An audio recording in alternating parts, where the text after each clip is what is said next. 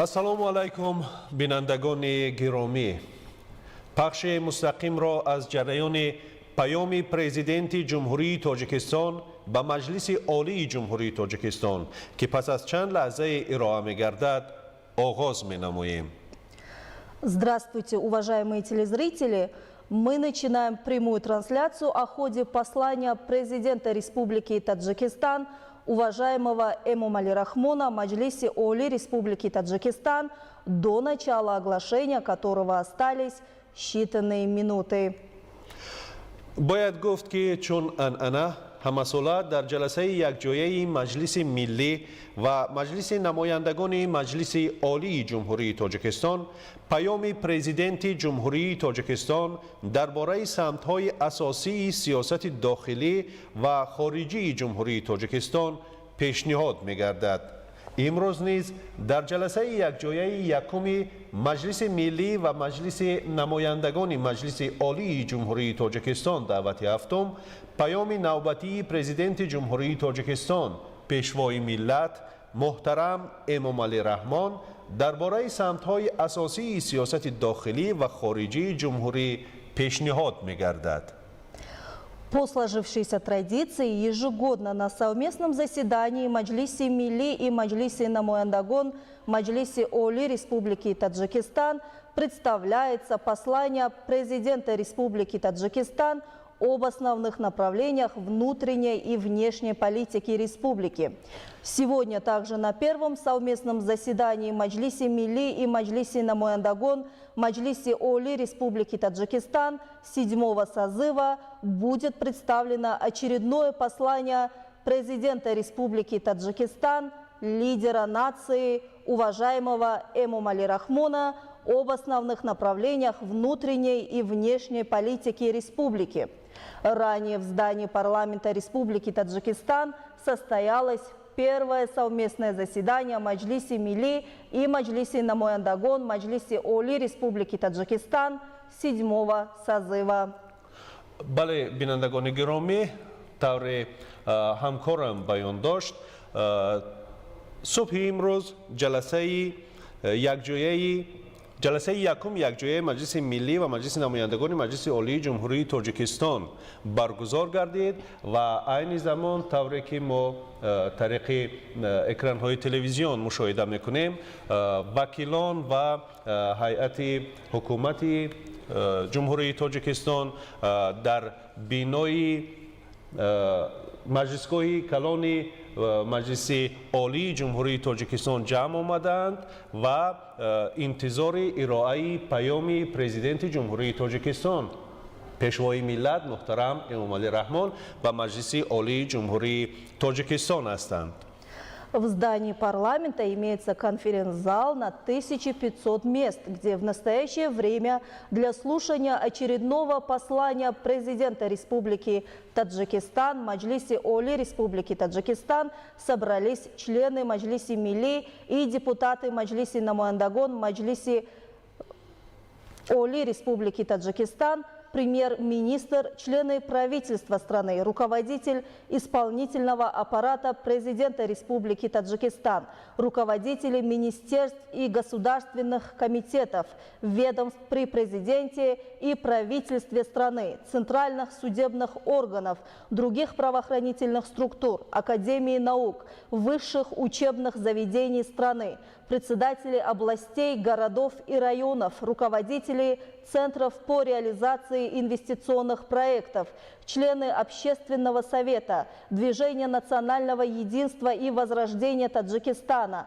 представители ряда общественных объединений, политических партий и члены творческих коллективов, руководители республиканских предприятий и учреждений, банков, крупных и активных частных компаний, представители дипломатического корпуса, средств массовой информации и инициативной молодежи.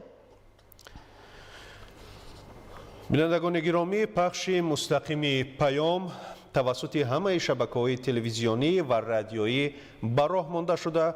همچنین برای هیئت خبرنگارانی که در داخل بینای پارلمان هستند نیز شرایط مساعد برای انعکاس این چاره‌بینی مهم سیاسی فراهم آورده شده است. Прямая трансляция послания будет осуществляться по всем телевизионным и радиоканалам, а для журналистов внутри здания парламента созданы благоприятные условия для освещения этого важного политического события.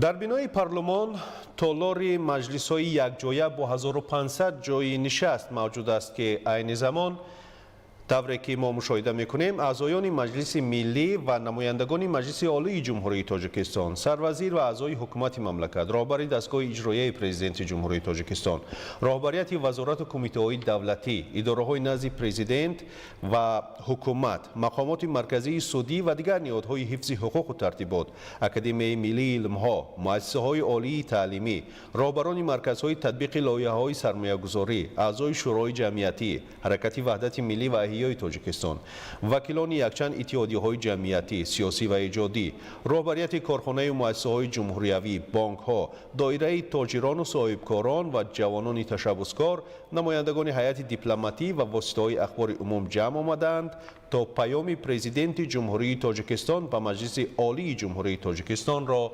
بشنوند.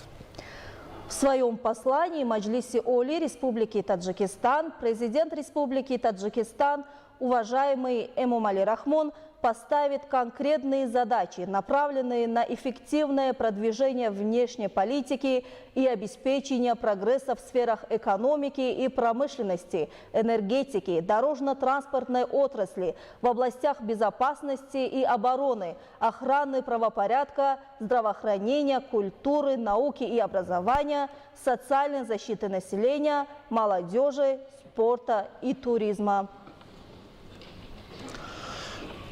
انتظار می رود که در پیام به مجلس عالی جمهوری تاجیکستان پرزیدنت جمهوری تاجیکستان پیشوای ملت محترم امامعلی رحمان عاید به پیشبرد ثمرناک سیاست خارجی و تامین پیشرفت ساحه‌های اقتصاد و صنعت، انرژتیکا، راه و نقلیات، امنیت و مدافعت، حفظ حقوق و ترتیبات، تندرستی، فرهنگ، علم و معارف، حفظ اجتماعی اهالی، جوانان، ورزش و سیاحی وظیفه‌های مشخص به میان گذارند. Следует отметить, что послание президента Республики Таджикистан Маджлиси Оли Республики Таджикистан об основных направлениях внутренней и внешней политики республики представляется в демократическом и правовом государстве Таджикистана в результате конституционной реформы 1999 года и внесения изменений в Конституцию Республики Таджикистан на всенародном референдуме 26 сентября 1999 года, в частности в статьях 69 и 55. بله بینندگان گرامی، ما در اکران‌های خود مشاهده کرده ایستاده‌ایم که وکیلان اعضایان مجلس ملی، وکیلان مجلس نمایندگان مجلس عالی جمهوری تاجیکستان، هیئت حکومت، کورپوس‌های دیپلماتی همه جمع آمدند و انتظار می رود که پس از چند لحظه پرزیدنت جمهوری تاجیکستان پیشوای ملت محترم امامعلی رحمان با پیام نوبتی به مجلس عالی سخنرانی نمایند. بینندگان گرامی، یادآور می شویم که ما در پخش مستقیم قرار داریم. Послание президента Республики Таджикистан является важным политическим и правовым документом, в котором анализируются важнейшие вопросы жизни страны. В частности, в посланиях президента Республики Маджлиси Оли Республики Таджикистан анализируются вопросы прав и свобод человека и гражданина. Президент Джумхурии Таджикистан اساسگذاری صلح و وحدت ملی، پیشوای ملت محترم امامعلی رحمان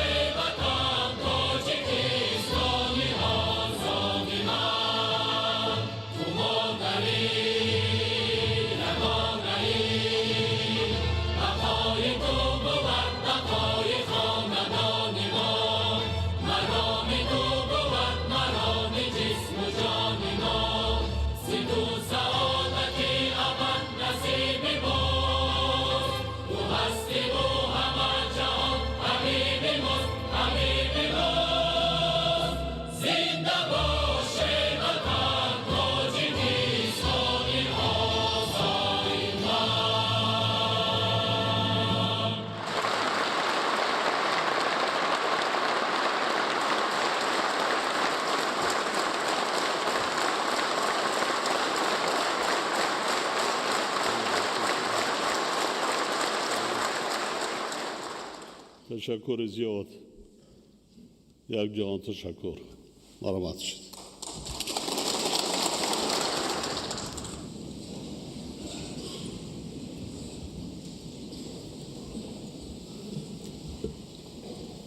هموطنان عزیز، محترم اعضای مجلس ملی و وکیلان مجلس نمایندگان، سال 2025 برای مردم شریف تاجیکستان و دولت صاحب استقلال تاجیکان با دستاوردهای نظررس و رویدادهای مهم باز یک سال تاریخی گردید. ماه مارس سال 2025 انتخابات وکیلان مجلس نمایندگان، مجلس‌های محلی وکیلان خلق و اعضای مجلس ملی مجلس عالی جمهوری تاجیکستان، یعنی چهاربینی مهم سیاسی در فضای آزاد، شفاف و در سطح بلند برگزار گردیدند. دیگر رویداد تاریخی حل پره مسائل سرحدی طی بیش از 100 سال آخر حل نشده بین دو دولت، جمهوری تاجیکستان و جمهوری قرقیزستان، با امضای شرطنامه درباره معین کردن خط سرحدی دولتی می باشد.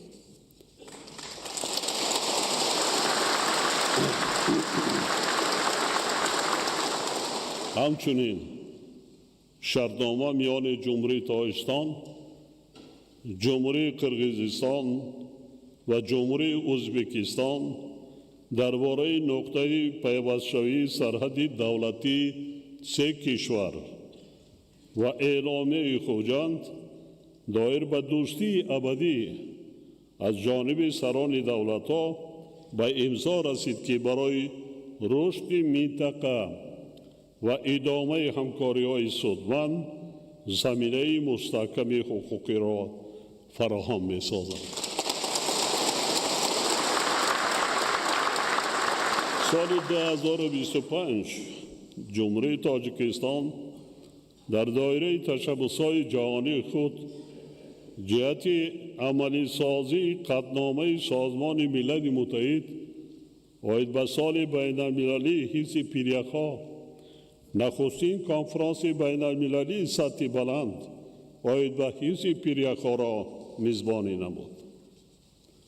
قابل ذکر است که روز 12 دکمبر سال جاری با تشبس تاجیکستان در جلسه هفتم مجمع عمومی سازمان ملل متحد آید به محیط زیست قطعنامه دایر به حفظ پیریخ‌ها و کریوسفر بخصوص در منطقه‌های کوهی قبول کرده شد.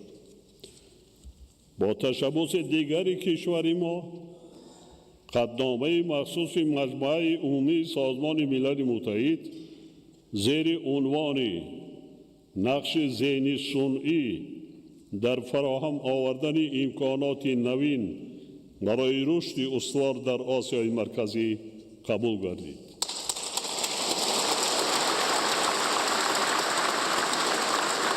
علاوه بر این به فهرست میراث جهانی یونسکو وارد گردیدن یادگاری‌های میراث فرهنگی هتل قدیم ضمن اجلاس 47 کمیته میراث جهانی در شهر پاریس بیانگر اعتراف تشبس‌های تاجیکستان میباشد.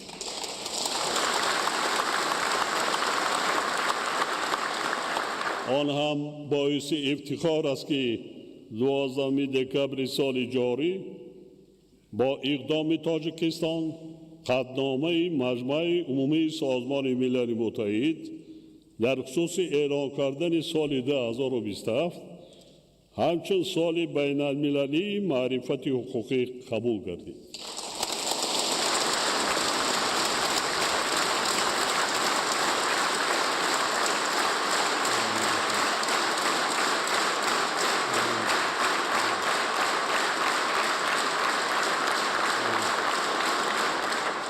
پذیرفتن این تشبس‌ها ifade اعتراف و دستگیری جامعه جهانی از ابتکارات سازنده تاجیکستان آید به مسائل مبرم روزنامه گلوبالی می باشد. هموطنان عزیز، طی 10 سال آخر، یعنی در دوره تطبیق دو برنامه میان مولتی رشد کشور که مرحله های فاصلوی اجرای استراتژی ملی رشد تا سال 2030 را در بر میگیرند، به خاطر رسیدن به هدفهای استراتژی و بلند برداشتن سطح و صفت زندگی اهالی بسیار اقدامات مهم و ثمره بخش عملی کرده شدند. یعنی پیام بیشتر در تحلیل همین 10 ساله می رود که کدام برنامه و کدام چاره‌بینی های حکومت و دولت عملی کرده شدند و چگونه.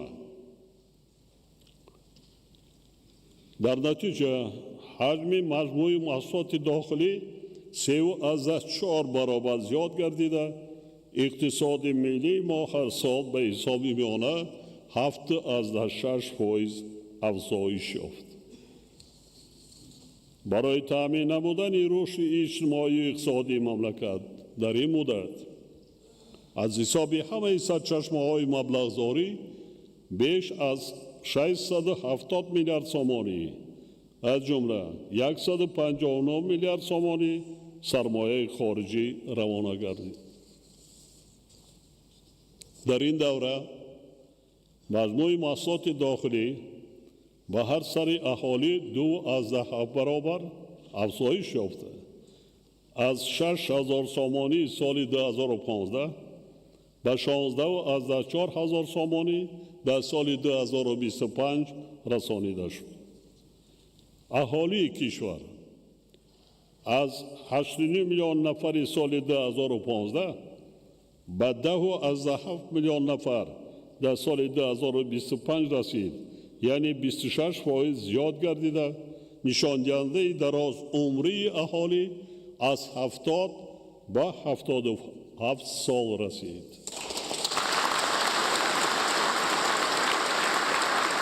یعنی دراز عمری در 10 سال آخر 7 سال بالا رفت.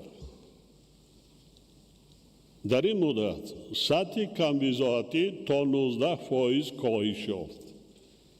درآمد پولی اهالی از 26 میلیارد سومانی سال 2015 تا 165 میلیارد سومانی در سال 2025، یعنی بیش از 6 برابر افزایش شد. این کم نیست. این چیزی رقمایی که در قید هستند. سال 2025 برنامه میانه مولتی رشد کشور برای سالهای 2026-2030 همچون مرحله نهایی استراتژی ملی رشد برای دوره تا سال 2030 قبول گردید. عملی سازی سری وقتی و صفتناک آن امکان می‌دهد که در 5 سال آینده حجم مجموع محصولات داخلی 2 برابر افزایش یافته، سطح کمبیزاتی تا 10% کم و حصه طبقه میانه اهالی تا 50% زیاد گردد. در این دوره رشد اقتصادی هر سال به حساب میانه 8.7% از جمله استحصال محصولات در ساحه‌های صنعت 20%، کشاورزی 8.4% و حجم خدمت‌رسانی‌های پولکی 11.7% افزایش می‌یابد. وابسته به این به حکومت مملکت، وزارت اداره‌ها و مقامات اجرایی محلی حاکمیت دولتی سپارش داده می شود که برای نائل گردیدن به افضلیت‌های رشد، عملی سازی سری وقتی و پروژه برنامه میانه مهلتی رشد برای سالهای 2030 را تأمین نمایند. حالا در کشور در سمت جلب سرمایه وطنی و خارجی، تأسیس کارخانه‌های صنعتی، ساختمان و از نوسازی انشاءات انرژتیکی و نقلیاتی، استفاده ثمرناک زمین‌های کشاورزی، توسعه خدمت‌رسانی‌ها، گسترش همکاری‌های منطقه‌ای و بین‌المللی و تطبیق لایحه‌های مهم، تدبیرهای مشخص عملی شده ایستادند. سال 2025 مجموع محصولات داخلی کشور به 173 میلیارد سامانی رسیده، سرعت رشد واقعی آن 8.4% را تشکیل داد.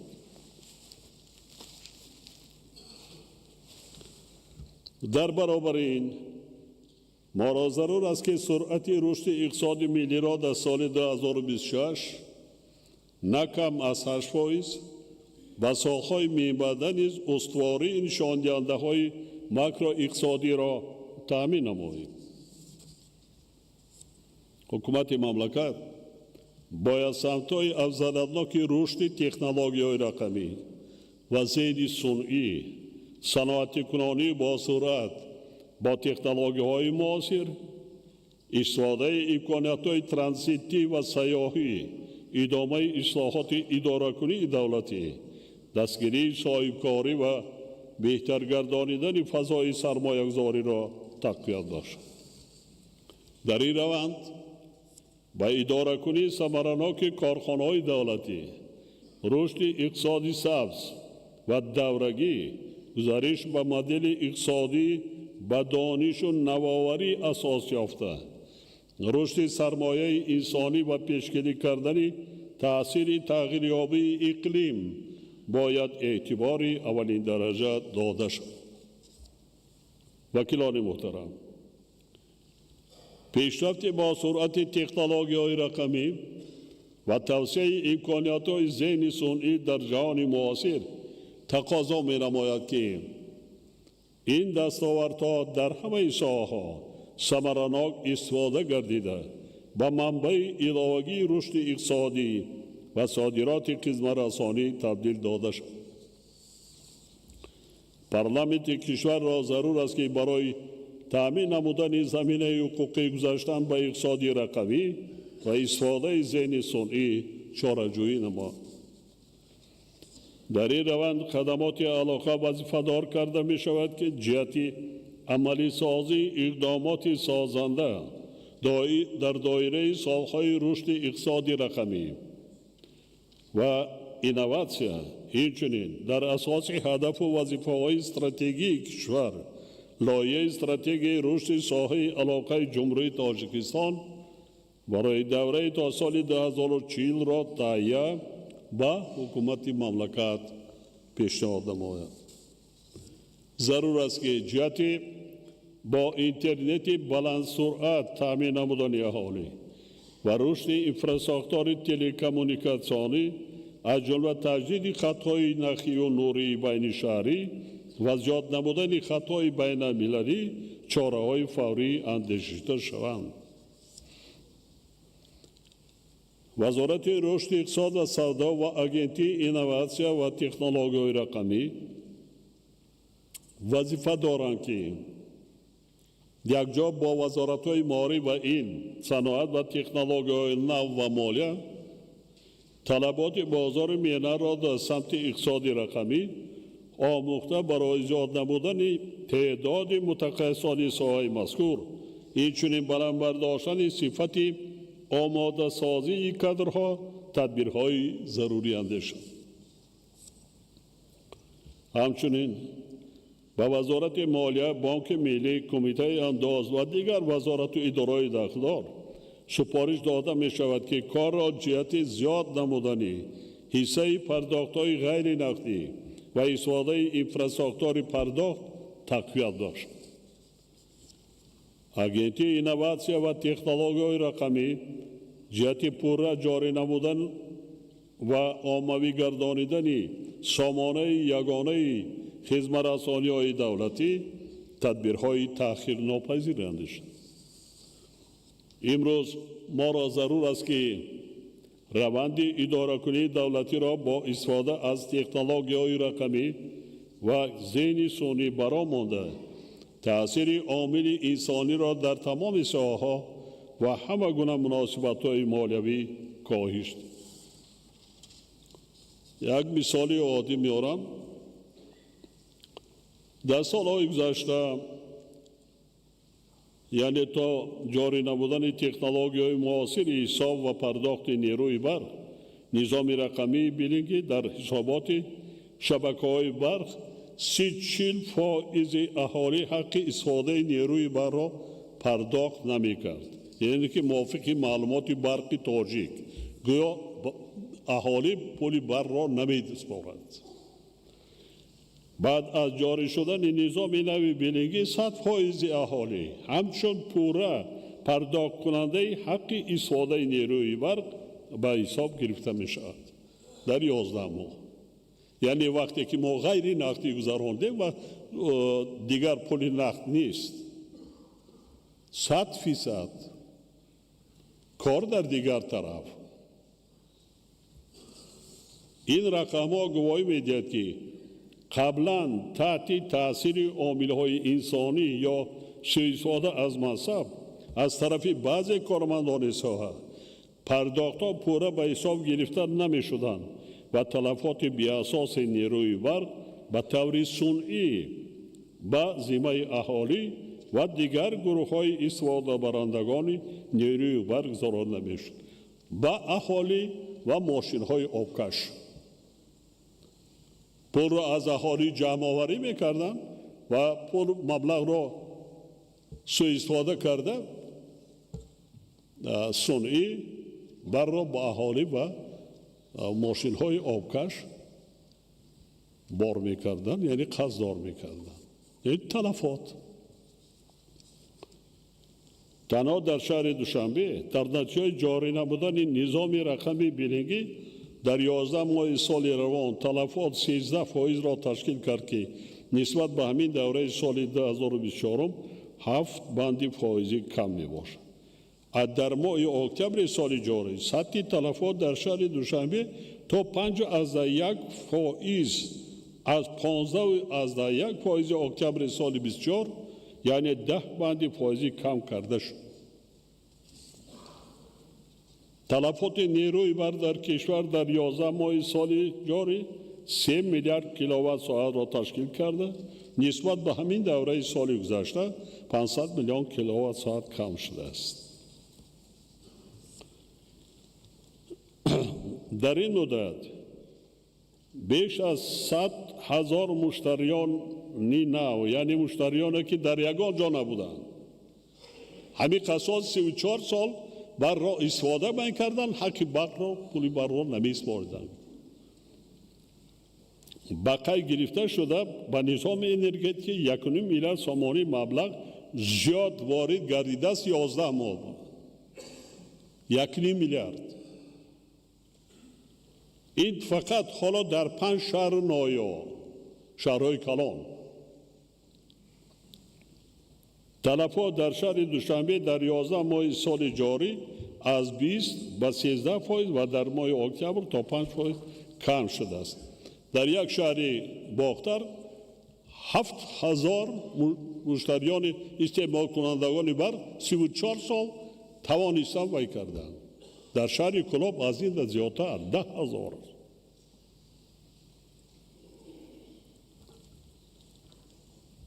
вазоратҳои молия, рушди иқтисод ва савдо, бонки миллӣ ва кумитаи андоз вазифадор карда мешаванд ки дар ҳамкорӣ бо дигар вазорату идораҳои дахлдор ҷиҳати гузариш пурра ба раванди рақамии идораи молияи давлатӣ, ҷорӣ намудани стандартҳои байналмилалӣ ба ҳисобгирӣ ва ҳисоботдиҳии молиявӣ дар ҳамаи субъектҳои хоҷагидор сарфи назар аз шакли моликияти онҳо корбарӣ намоянд. инчунин таъкид месозам ки пурра ҷорӣ намудани низоми пардохтҳои ғайринақдӣ дар нуқтаҳои савдову хизматрасонӣ аз ҷумлаи масъалаҳои муҳим мебошад.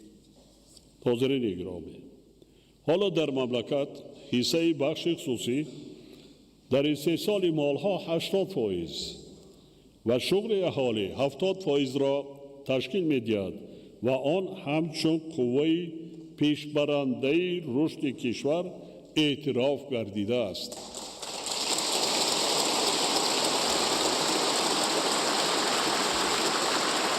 حکومت مملکت را ضرور است که جهت آسان نمودن دسترسی بخش خصوصی و ذخیره‌ها، خدمت‌رسان‌های دولتی، اطلاعات، واسطه‌های ارزان مالیوی، تکنولوژی‌ها و دانش‌ها برای بلند برداشتن رقابتناکی، تهیه و تطبیق لایحه‌های سرمایه‌گذاری و تحکیم موقع در بازارهای وطنی و خارجی تدبیرهای مؤثر اندیشد. همچنین با در نظر داشت عملی سازی هدفهای استراتژیک دولت، کارها در سمت جلب سرمایه خارجی و داخلی، خصوصا سرمایه مستقیم، باید وسعت داده شد.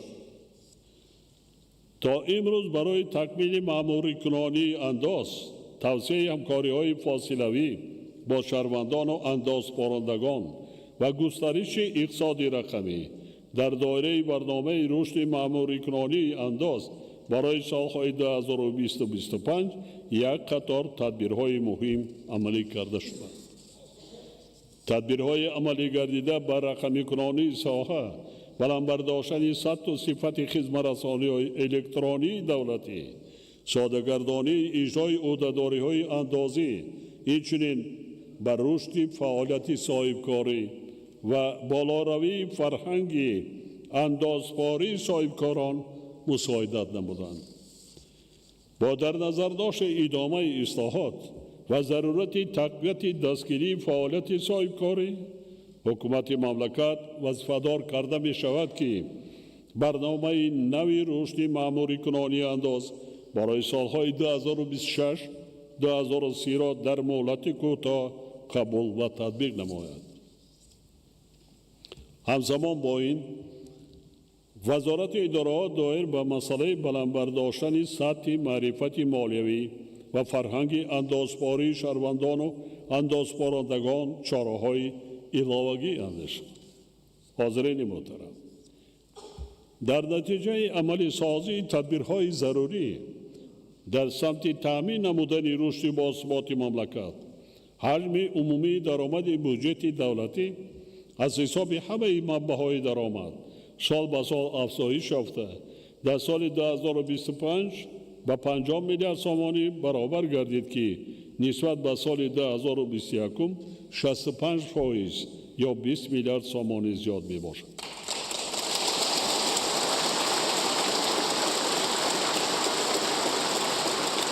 با وجود این وضع مرکب و پیشگویی نشونده سیاسی و اقتصادی جهان امروز ما را وادار می‌سازد که نظام مالیوی کشور را با معیارهای معاصر مطابق نموده صبراناکی اداره کنی مالیه دولتی را باز هم بلند برداریم. مخصوص تاکید می‌نمایم که صبراناکی خراجات دولتی باید به نتیجه‌های از هر وقت دیگر بیشتر نگرانیده شود. وزارت مالیه را ضرور است که یکجا با وزارت اداره‌های ساحوی و مقامات اجرایی محلی حاکمیت دولتی در این جهت تدبیرهای علاوه‌ای اندیشد. وزارت‌های مالیه، رشد اقتصاد و سودا، بانک ملی، کمیته دولتی سرمایه‌گذاری و اداره اموال دولتی و دیگر ساختارهای داخلدار وظیفه دارند که برای توسعه بازار کاغذهای قیمتناک دولتی و کارپوراتیوی چاره‌های ضروری را عملی نمایند. خاطر نشان می‌نمایم که با معاملات برآوردن کاغذهای قیمتناک سبز و تشکیل بازار تکراری فعال و شفاف آنها یکی از وظیفه‌های مهم در این سال میباشد. همزمان با این باید استراتژی رشد بازار سرمایه تهیه و قبول کرده شود. در 10 سال آخر حجم عمومی قرض‌های داده شده 143 میلیارد سامانی را تشکیل داده است، ولی همگی 38% آن به صاحبکاری استحصالی راست می‌آید که این هنوز کافی نیست. بانک ملی و تشکیلات‌های قرضی را ضرور است که جهت جلب بیشتر سرمایه خارجی به نظام بانکی پس‌اندازهای شخصانی واقعی و حقوقی و باز هم زیاد نمودن پیشنهاد قرض و ساحه‌های عرضه‌ناک اقتصاد بخش و صاحبکاری 3 سالی تدبیرهای علاوه‌ای را راه اندازی نمایند. برای بهتر نمودن دسترسی صاحبکاران 3 سالی به مبلغ‌های ارزان دراز مدت و افزایش دادن حجم قرض پیشنهاد می‌نمایم که فاند کفالت قرض‌ها تأسیس داده شد.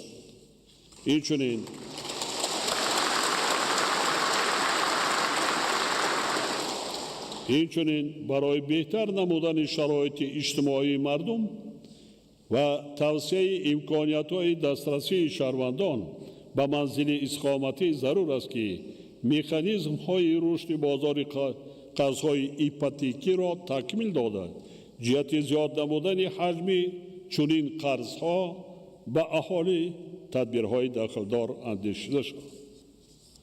وکیلان محترم، با مقصد نائل گردیدن به یکی از هدف‌های استراتژی ملی صنعتی کنانی با صورت کشور در دوره تطبیق آن سالهای 2019-2025 یعنی در 7 سال اخیر بیش از 2600 کارخانه صنعتی با تشکیل زیاده از 87,000 جای کاری ساخته به استفاده داده شده است.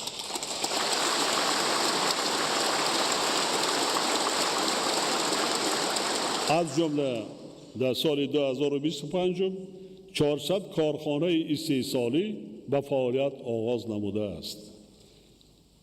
برای معلوماتتان در 75 سال زمان گذشته یعنی تا سال 1991 در تاجیکستان همگی 358 کارخانه صنعتی با 33,000 جای کاری وجود داشت و خلاص.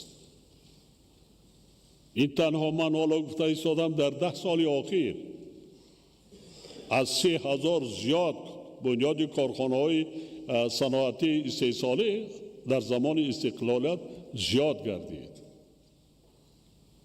این جای کاری، این حجم استحصالی محصولات صنعتی و همصادرات، حجم استحصال محصولات ساحه معدن از 7 میلیارد سومانی سال 2020 به 26 میلیارد سومانی در سال 2025 رسانیده، افزایش این نشان دهنده 3.4 برابر تامین کرده شد. اگر در سال 1991 در ساحه معدن تنها 3 نامگوی محصولات طلا، نقره و خاکه سرب استحصال گردیده باشد، پس در سال 2025 به 17 نامگوی رسانیده شده است. باید گفت که حالا استحصال طلا نظر به سال 1991 7 برابر، نقره 6 برابر و خاکه سرب 9 برابر زیاد گردیده است. استقلالیت چیست؟ تدبیرهایی در سمت صنعتی کنانی با صورت کشور اندیشیده شده امکان دادند که در 7 سال اخیر حجم استحصال محصولات ساحه 2.5 برابر افزایش یافته در سال 2025 به 66 میلیارد سومانی رسانیده شد. سرعت رشد ساحه صنعت در سال 2025 22% را تشکیل داد. ضرور است که وزارت صنعت و تکنولوژی نو با استفاده از تمام اقتدار و امکانیت‌ها رشد واقعی سالانه ساحه را در دوام 5 سال می‌باشد در سطحی نکم از 25% تامین نماید. در این روند با جلب سرمایه وطنی و خارجی جهت تأسیس دادن کارخانه‌های نو برای کارکرد پوره اشیاء خام وطنی خصوصا معدن، متال‌های رنگه و نادر و قیمت‌بها، محصولات کشاورزی و رستنی‌های شفابخش، تدبیرهای علاوه‌ای اندیشیده، افزایش حجم استحصال محصولات صادراتی و عوض کننده واردات زیاد کرده شود. اینچنین حکومت مملکت برنامه نوی صنعتی کنانی با صورت کشور را برای سالهای 2026-2030 و برنامه رشد استحصال و غنیگردانی متال‌های رنگه، نادر و قیمت‌بها و دیگر اشیاء خام مهم را قبول و عملی گرداند. در برابر این ضرور است که جهت تأمین نمودن استفاده ثمرناک و عاقلانه ذخیره‌های زیرزمینی، تقویت نظارت دولتی، مساعدت بر رشد استوار ساحه استخراج و گیالاگ کشور چاره‌های علاوه‌ای را تطبیق نماید. وزارت‌های مالیه، صنعت و تکنولوژی نو، سریداره گیالاگ و کمیته انداز یکجا با دیگر وزارت و اداره‌ها سندهای معیاری و حقوقی تنظیم فعالیت در ساحه‌های ذکر شده را تهیه و به حکومت مملکت پیشنهاد سازند. در سندهای تهیه شونده مسائل وابسته به فراگیری پوره آماری، ساده‌گردانی رسمیات دولتی، از جمله اجازت نامه‌دهی، تکمیل ترتیب اندازبندی ذخیره‌های طبیعی و حل مشکلات دیگر باید روشن انعکاس کرده شود. خاطر نشان می‌نمایم که در روند عملی سازی این وظیفه‌ها دقت مخصوص بر رشد صنعت سبک، کارکرد عمیق محصولات و استحصال متال‌های نادر و مهم روانه کرده شود. در 10 سال گذشته ساحه انرژتیک کشور به مبلغ بیش از 60 میلیارد سامانی سرمایه‌گذاری شده است که در نتیجه اقتدارهای استحصالی نیروی برق در حجم 1017 مگاوات افزایش یافتند. تنها از حساب تجدید و نوسازی نیروگاه‌های عمل کننده اقتدارهای استحصالی 200 مگاوات زیاد گردیدند. از جمله سال 2025 کارهای تجدید و نوسازی نیروگاه برقی آبی غیرعقوم به مبلغ 1.8 میلیارد سامانی پورا انجام داده شده، اقتدار استحصالی آن از 114 مگاوات به 174 مگاوات یعنی 60 مگاوات زیاد کرده شد. این نیروگاه از سال 1956-57 کار و فعالیت میکرد، فرسوده گشته بود.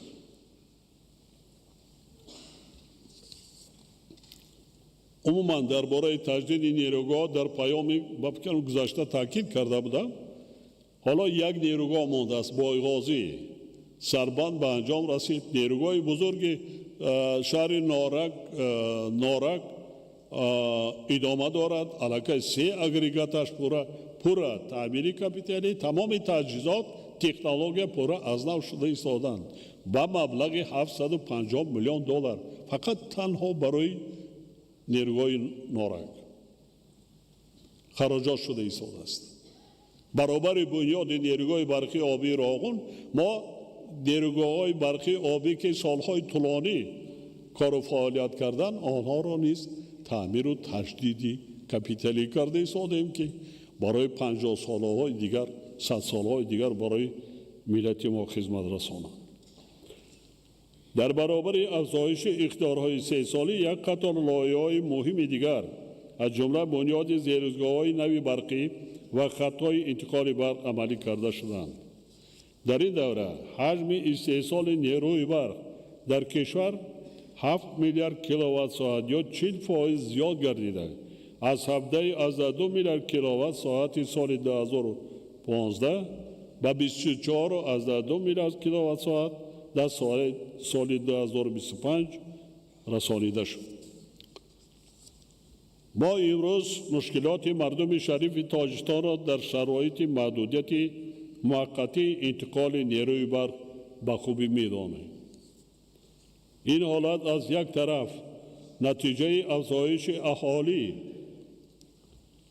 و طوری که بالاتر گفته شد زیادشوی شماره کارخانه‌های صنعتی و در مجموع افزودن استعمال نیروی برق و از طرف دیگر تأثیر کمبارشی آمدن تیرماه امساله و کم گردیدن واردشوی آب با آب انبار نیروهای برقی آبی مملکت می باشد. در زمان صاحب سالی در کشور 1,300,000 خانه استقامتی نو ساخته شده، بیش از 8,400,000 نفر ساکنان شرایط زندگی خود را بهتر کردند. 73,000 من فقط زمین برای بنیاد خانه های استقامتی دادم. غیر خانه هایی که وای کردن 1,300,000 هر یک عائله را حساب کنید که 6.5 اینا بهانه شده نمیتواند. تنها در 7 سال اخیر 2600 کارخانه نوی 3 سالی آغاز کرده است. در همین سال 400 اینا میگیرد یک قسم. لیکن پرابلم یعنی این پیش از همه جایهای کاری هم باشد، لیکن پرابلم اساسی ما در تلفات از حد زیادی از نرم مقرر شده زیادی نیروی برق است. حالا هم 3 میلیارد کیلووات ساعت قوه برق تلفات داریم. ما اگر امروز برای ما 1.5 میلیارد قوه برق در کار که مردم اذیت نکشد، این هست. اینا استفاده برده ایستادن. البته ما مقصد داشتیم که در تا سال 2027 نصب حساب کنک های بیلینگی را پیوست کنیم، دیگر پورا این از بین می رود. حکومت مملکت برای برطرف سازی این مشکلات تمام چاره‌های ضروری عمل نموده ایستاده است. حالا کارهای لایحه‌ای و ساختمان 2 نیروگاه آفتابی با اقتدار عمومی 500 مگاوات 200 مگاوات در ولایت سوخت و 250 مگاوات در ولایت قطلان آغاز گردیده تا ماه اوگوست سال 2026 به استفاده سپارده می شود.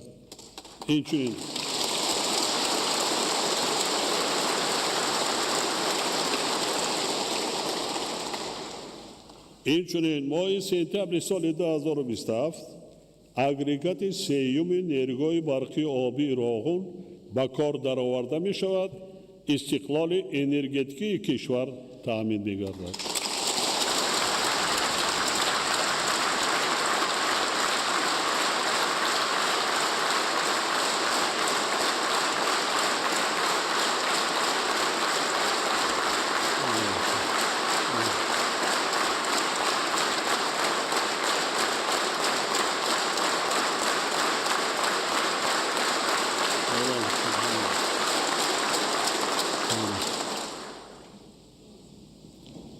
برای این هم قرصک زدن نه است، لیکن صدقاً زحمت کشیدن آموده کن. هر کدام این مایش بله. حکومت مملکت با استفاده از همه ذخیره و امکانیات ها روند ساختمان نیروهای برقی آبی راغون را پیوسته ادامه می‌دهد. حالا در انشاءات مذکور 18,600 نفر کارگران یعنی ساختمانچیان و کارمندان مهندسی و تکنیکی فعالیت دارند و شماره تکنیکا یعنی ماشین و مکانیزم ها زیاده از 3,900 عدد را تشکیل میده. چون این ساختمان کم در کشورهای دنیا و برای ادامه با سرعت کارهای ساختمان در نیروگاه سال روان از سبب بودجه دولتی بیش از 9 میلیارد سومانی مبلغداری کرده شد و تا امروز در نیروگاه قریب 60% کارهای ساختمان به انجام رسانیده شدند. از همه کارهای وزین به انجام رسیدند. از همه کارهای وزین و دشوار سرخراجات قریب که به انجام رسیده است. حکومت مملکت تمام راهبران و مسئولین و ساختمانچیان این انشاءات بزرگ وظیفه دارند که ساختمان نیروگاه را با مسئولیتی بلند و با صفت وسعت بخشیده اجرای سپارش داده شده را جهت در ماه سپتامبر سال 2027 با کار درآوردن اگریگات سیوم نیروگاه یعنی رسیدن به استقلال انرژتیکی را تامین نمایند.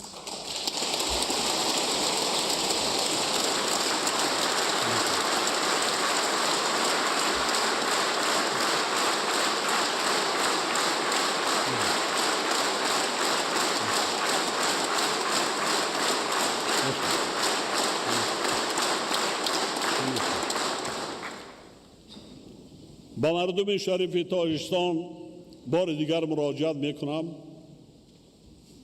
بار دیگر ما را درست فهمید. ما شما از همه روزهای سخت و سنگینی بر دوش ملت آمده سالهای 90 پس سر کرده بیرون شدیم. یک زمستان دیگر در پیش است. زمستان تیرما زمستان سال 2026 از این زمستان سبکتر میگردد، چون که ما اقتدارهای نو به استفاده میدیم، خیلی بهتر میشود و ما شما تاریخاً از سال 27 فراموش میکنیم دیگر برق کشتن، برق وی کردن.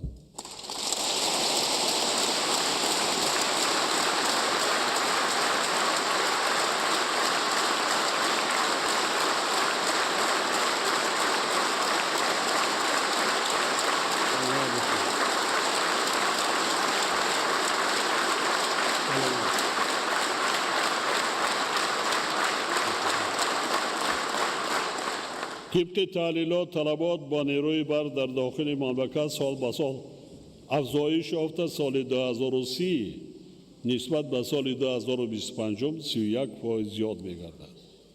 در این روند برای تامین نمودن طلبات افزاینده ساحه‌های اقتصادی و اجتماعی کشور با نیروی برق دائمی و استوار در برابر بنیاد اقتدارهای نو استحصالی، اینچنین ایستاده سرفکارانه نیروی برق نقش کلیدی دارد.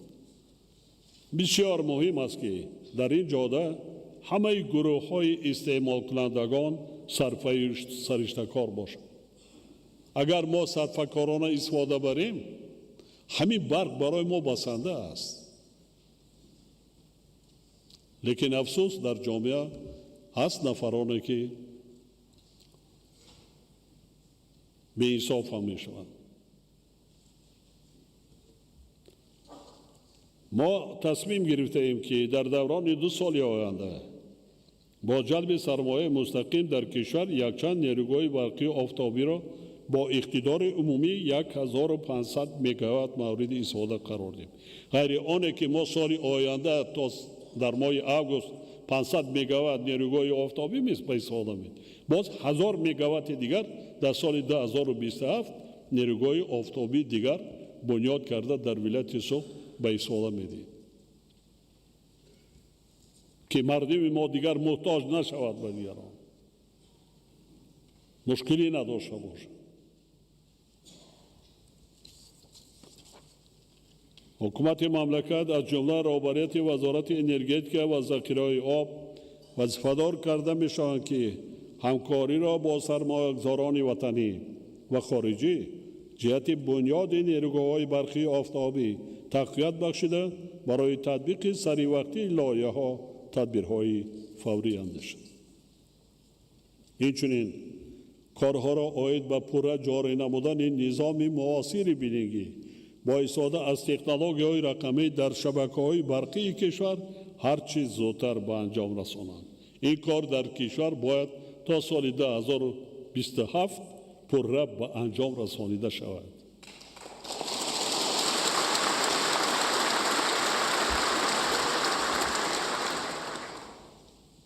تاجیکستان دارای ذخیره‌های زیاد هیدروانرژی بوده. امکان دارد که در همین جا یک ایستاده گذارم، فقط در شهر دوشنبه که آنها قریب پوره با این تکنولوژی گذاشتند، در فقط همین سال پوره گذاشتند با انجام رسانیدن، در 11 ماه نسبت به سال گذشته 750 میلیون سومانی از حساب فقط مبلغ برقی که استفاده بردن زیاد درآمد وارد شده است.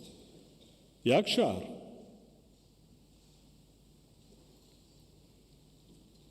تاجیکستان دارای ذخیره‌های زیادی گیدر انرژتیکی بوده، امکان دارد احتیاجات مرکزهای بزرگ حساببراری ذهن سونی را با نیروی برق سبز و آب خنک تامین سازد. داتا سنترال این چی است؟ این بسیار باید اگر به شرط برق ما زیادی کند ما این را میرویم، نکند نمیرویم. از این هراسیده ما در کار نیست، برعکس ما درآمد بیشتر میگیریم. اگر یک کیلووات 1 سنت باشد 2 سنت یا 4 سنت میفروخته باشیم، در این جاده ما تا 9 سنت 10 سنت در جایش درآمد بیشتر میدهد. بعد تکنولوژی رقمی و است پیشرفته دنیا. خب آبی خنک برای چی آبی خنک؟ خراجات این بیشتر برای خنک کردن سیستم آبی خنک در کار. از دریای وخش، دریای پنج، دریای زرافشان یخ. یعنی این 50% افکتیو نست فایداناکش بلند میشه. بنیاد کردن در همین خیلی جایها که آبی خنک دارد که سیستم باید خنک دایم خنک کردن در کار. آبی خنک در کار. از این رو با حکومت مملکت سپارش داده می شود که با مقصد استفاده امکانیت‌های ذهن سونی در روند رشد دایر به تأسیس کورپوراسیون ملی ذهن سونی، مرکز منطقوی ذهن سونی و مجموعه مرکزهای کارکرد معلومات سبز داتا سنتر چاره‌جویی نمود. دوستان عزیز، با وجود تغییریابی اقلیم از جمله حرارت بلند هوا سال 2025 در نتیجه زحمت صافدلانه کشاورزان مملکت سرعت رشد ساحه کشاورزی به 8.5% رسیده فراوانی بازار استعمالی تامین کرده شد. سال 2025 در تاریخ انسانیت از همه گرمترین سال به قید گرفته شده است. همچنین سطح حفظ امنیت آذخواری از 60% سال 2015 تا 85% در سال 2025 زیاد گردید. یعنی کشاورزان مملکت خصوصا در شرایط نامساعد آب و هوای سال جاری از جمله خاکباریش‌های شدید صافدلانه زحمت کشیده بازار استعمالی را با محصولات تامین کرده ایستادند. بنابراین به همه کشاورزان، دهقانان، متخصصان ساحه و اهالی که با زحمت صادقانه و وطندوستانه و استفاده عاقلانه آب و زمین محصولات غذایی استحصال میکنند سپاس و منتداری بیان مینمایم.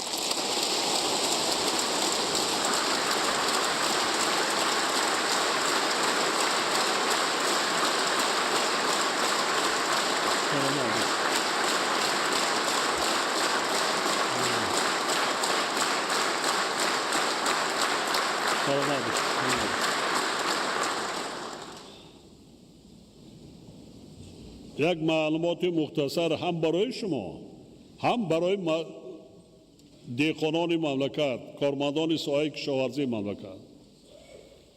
طبق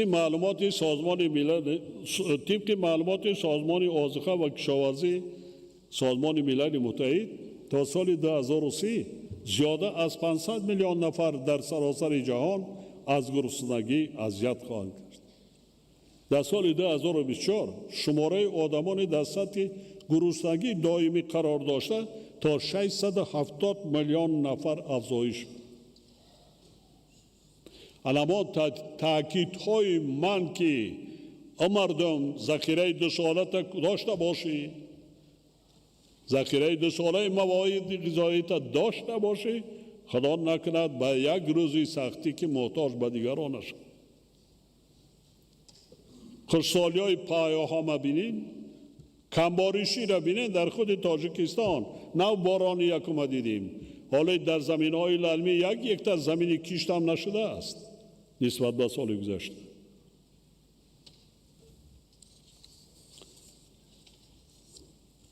اطمینان دارم که با در نظر داشت چنین شرایط ناگوار کشاورزان مملکت باز هم بیشتر زحمت کشیده با استفاده ثمرناک از همه امکانیت‌ها از جمله آب و زمین حاصل فراوان می‌رانند و امنیت آزقواری کشور را بهتر تأمین می‌نمایند. در رابطه با این با حکومت مملکت سپارش داده می‌شود که لایحه قانون درباره سیاست اگراری را تهیه و پیشنهاد نماید. حکومت مملکت همچنین وظیفه‌دار کرده می‌شود که با در نظر داشت نقش ساحه پختکاری در تأمین اهالی با جای کاری، استحصال اشیاء خام برای رشد صنعت سبک و خوراکواری و افزایش حجم صادرات محصولات، مکانیزم تأمین نمودن رشد استوار ساحه پختکاری را جاری نماید. همچنین برنامه دولتی رشد اینواسیونی ساحه پختکاری برای سالهای 2026-2030 را تهیه و عملی سازد. ساحه کشاورزی در تمام دنیا، حتی کشورهای متمدن، کشورهای از لحاظ تکنولوژی پیشرفتگی، اکثریت کل مردمشان در ساحه اگراری و با جای کار تامین میشن.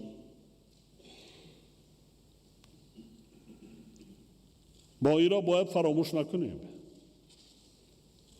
وزارت‌های عدلیه، کشاورزی، مالیه، رشد اقتصاد و سودا، کمیته انداز و خدمات گمرک جهت دستگیری ساحه پختکاری تا به اعتدال آمدن وضع ساحه پیشنهادهای ضروری را دایر به وارد نمودن تغییرات داخلدار و سندهای معیاری حقوقی در مهلت 2 ماه با حکومت مملکت منظور نمایند. تأکید می‌نمایم که حاصلگردانی فعالیت ثمرناک خواجگی‌های پختکار مسئله مهم در اسلام میباشد. وکیلان محترم، برای بهتر نمودن وضع راه و شاهراهای ماشینگرد و به کشور ترانزیتی تبدیل دادن تاجیکستان، حالا تطبیق 16 لایحه سرمایه‌گذاری دولتی به مبلغ عمومی 11.3 میلیارد سومانی ادامه دارد. سال 2025 در دایره لایحه‌های ذکر شده به مبلغ عمومی زیاده از 5.4 میلیارد سومانی 236 کیلومتر راه‌های ماشینگرد و دیگر انشاءات راه و نقلیات مطابق به طلبات بین المللی به استفاده داده شدند. راه‌های آب گرم نورآباد براغون به درازی عمومی 87 کیلومتر، 109 کیلومتر راه قلعه خم ونج، 40 کیلومتر راه‌های بین المللی در ولایت سود، 30 پل خرد و بزرگ، 5 نقب و 6 دالان ضد ترمه به درازی 13 کیلومتر از جمله انشاءات ذکر شده می باشد. حالا بنیاد 50 کیلومتر راه دنگره گلستان، 33 کیلومتر راه گلستان فرخار و باز 12 کیلومتر راه‌های بین المللی در ولایت سو با مبلغ عمومی 2 میلیارد سومانی ادامه دارد.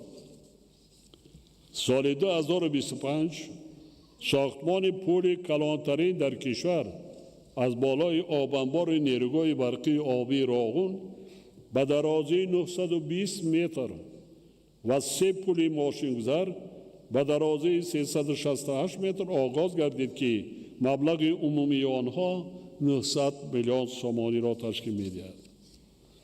سال 2026 ساختمان از نوسازی 300 کیلومتر راه‌های ماشینگردی بین المللی و جمهوری با مبلغ عمومی 3 میلیارد سومانی آغاز می‌گردد. راه‌های وحدت آبیگرم 70 کیلومتر، یعنی از وحدت تا راغون،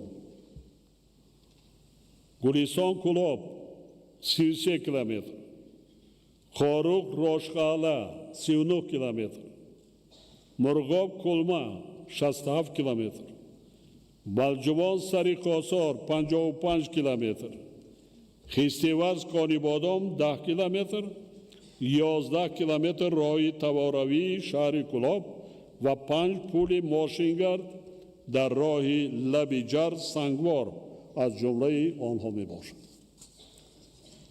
وزارت نقلیات را ضرور است که فعالیت خود را در همکاری با شریکان رشد جهت ادامه بنیاد و تجدید راه‌های دارای اهمیت بین المللی و نظارت صفت اجرای کارهای لایحه‌ای وسعت بخشد.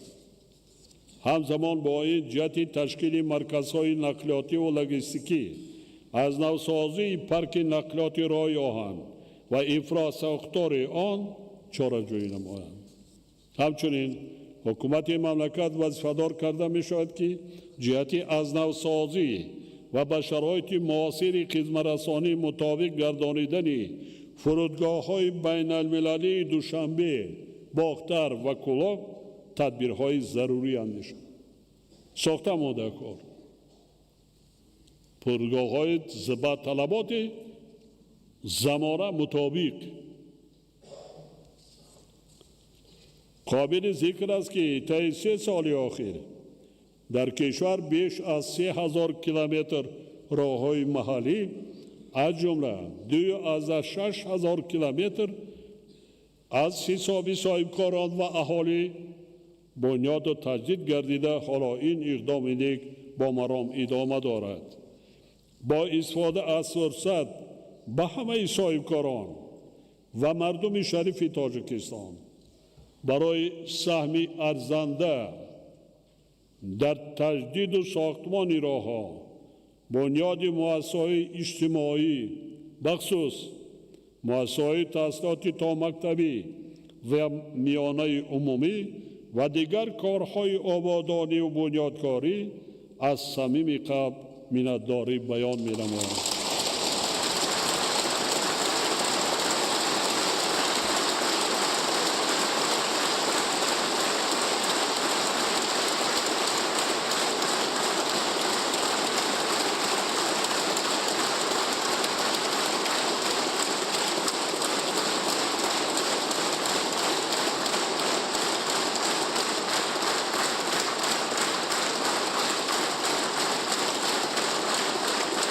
سلامت باشید.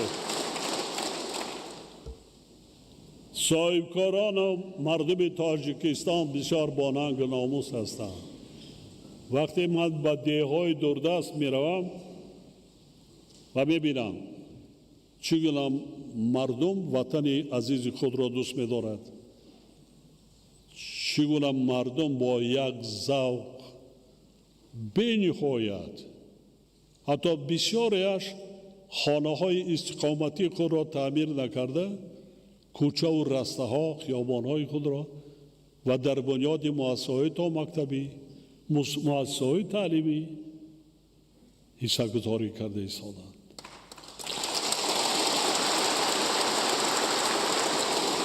انا همین که باشد، محترم اعضای حکومت و وکیلان مردمی، وظیفه جانی و ایمانی ما شما صادقانه با این مردم، انم که با مردمی با ننگ ناموس صادقانه خدمت کردن است.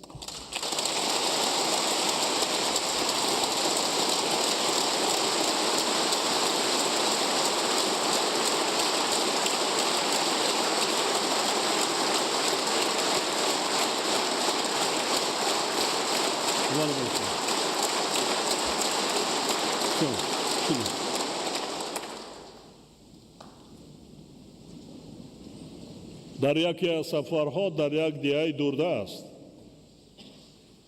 مؤسسه تعلیمی آموزگار را قطعی ملاقات کردم. جناب عالی در 3 بحث تحصیل کرده ایستاده، جا نمی رسد، چکار کردن ما نمیدانیم، شب تاریک می شود، کودکان ممکن در کوچه وی می.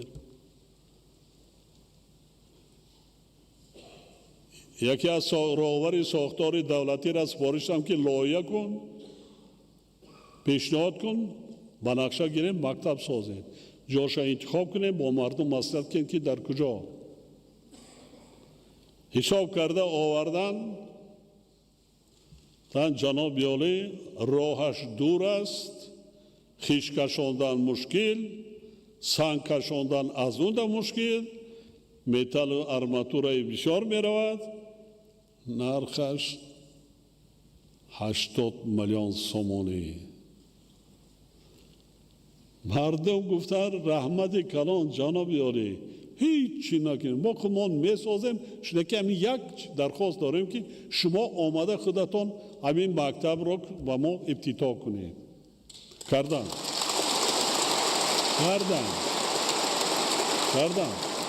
هزارها هزار کردن حالا در شهر دوشنبه یک صاحبکار وطنی 2 سال پیش یک مؤسسه تعلیمی بنیاد کردن برای 3000 نفر و خودشان ای کردن گفتن جناب عالی اگر یگان سفارش باشه من گفتم من به شما سفارش ندارم 1000 پشت در رحمت کلان کاری ثواب و خیر کردی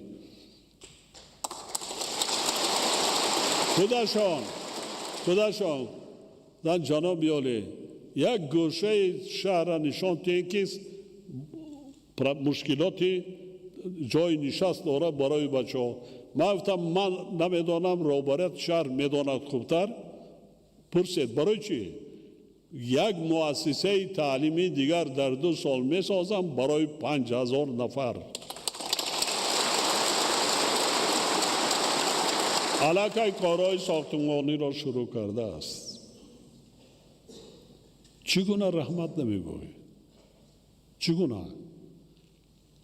حالا برای بنا بعضا دیوها محلهای اهالی دوردست می روید شهر شده است خانه های مردم کم بیزاید را تعمیر کردند در دیوالاشان را درست کردند کوچه ها و رسته ها چراغان اسفالت پوش مکتب مؤسسه تا مکتبی کارخانه دوزندگی تولد خانه حمام قصر فرهنگ نشان پرچم در بسیار شهر نایار نه نشان است نه پرچم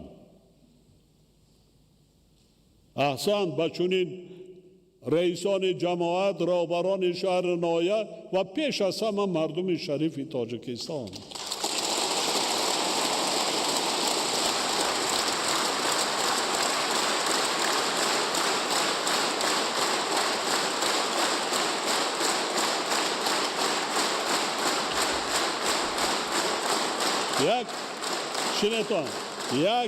یک چیز از مسلمان شنید همین قدر مبلغ های کلان صرف میکنند دیگر میکنند یگان جدا خودشان را رکلام نمیکنند مثل بعضا سازمان های خیریوی که یک قبچه آرداد تمام دنیا را پهن میکنند من رفتم تاجیکا را کمک کردم من رفتم تاجیکا را ایره کردم میلیارد خراجات کرده ایستادن هزارها مؤسسه تعلیمی بنیاد کردند حالا صدها مؤسسه تا مکتبی بنیاد کرده ایستادن هزارها کیلومتر رو بگیم که تعمیر و تجدید و مفرش کرده ایستادن کارخانه های استحصالی بنیاد کرده ایستادن جای کاری برای هموطنان خود کرده ایستادن لیکن کو تعریف کنی نمیکنند رکلام نمیکنند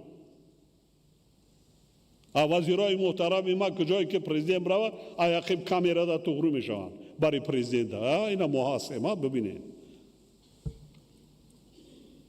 نمیکنند دیدید یگان جدا یگان کس وای کرد انا میرم ما کردم انا میرم وای کردم کرده است نه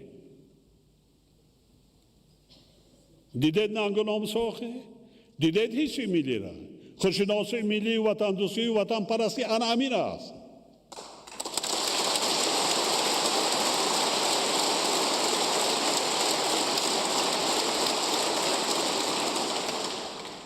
در برابر این ضرور است که کمیته معماری و ساختمان مقامات اجرایی مالی حکومت دولتی و دیگر ساختارهای مربوطه تشبس‌های سازنده صاحبکاران را در سمت بنیاد انشاءات اجتماعی استحصال و انفراستراکچور همه‌جانبه دستگیری کرده رعایت حتمی قاعده و معیارهای شهرسازی و ساختمانی را تأمین نمایند و زمین استفاده صنعتی بلند معماری عنصرهای ملی و زمانوی تکنولوژی‌های معاصر و مسائل با صفت ساختمانی راه اندازی کرده شد. هر یک انشاءات و بنایی که ما بنیاد میکنیم برای یک روز و دو روز نیست. طرز بنیاد کنه که 100 ساله ها با این ملت و با این مردم خدمت رساند. هم سیمای دهات و شهر و نایه ما را زیبا گرداند. قدیما مردم آریای تبار ما تاجیکان شهرساز و شهردار بودیم، معمار بودیم.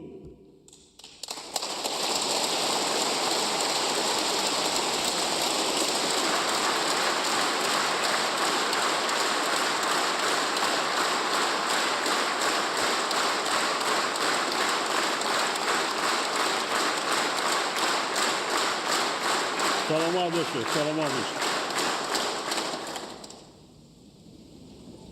حل مسائل اجتماعی سمت مهم فعالیت حکومت مملکت به حساب می رود و تدبیرهای سالهای آخر عملی گردیده بر رشد این ساحات تکانی جدی باشد.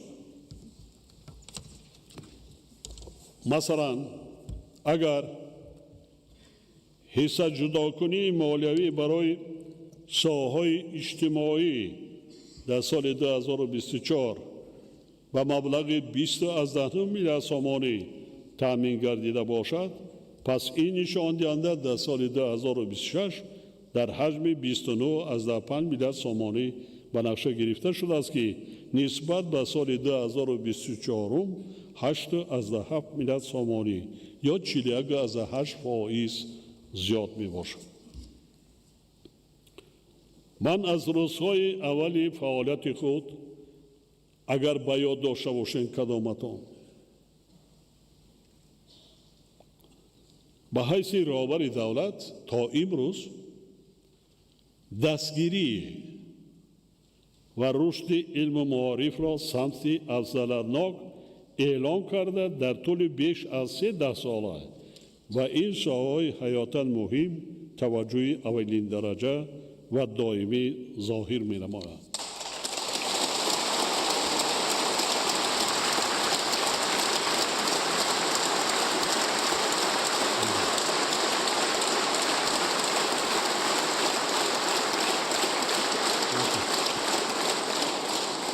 زیرا خوب می دانم که رشد همه ساحه‌های حیات جامعه و دولت آینده با سعادت دولت و ملت از علم و معارف پیشرفته وابسته است که زمینه مستحکم آنها امروز گذاشته می شود.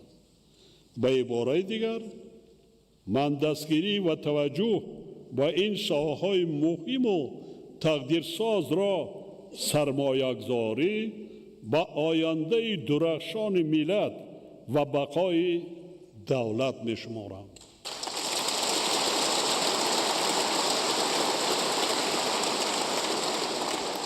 من هیچگاه فراموش نمی کنم وقتی که از شهر خوجند تاریخش بود یا چگونه وارد شدم به شهر دوشنبه، چون که شهر دوشنبه در بی‌ساحل مانده بود، دیگرها وای میکردن. یکم کاری که من کردم یک نفر نماینده عالما قبول پرسیدن، قبول کردم. محترم رئیس در اون زمان رئیس هم رئیس شورای عالی و پارلمان هم رهبر دولت رئیس وضعیت عالما بینیاد وزبین است، با کار در برآمدن نمیتوانند چون که هر روز یک تاییشان برده کشته ایستادند. زندگی اولیویشان بعد بسیارش برآمده رفته ایستادند. معاش نیست، نفقه نیست، بازار هم نیست کو، لیکن اقل مبلغی ندارند که نان خورند و زندگیشان را پیش برند. من در همون دوره دعوت کردم وزیر مالیه بانک ملی قوم‌الدین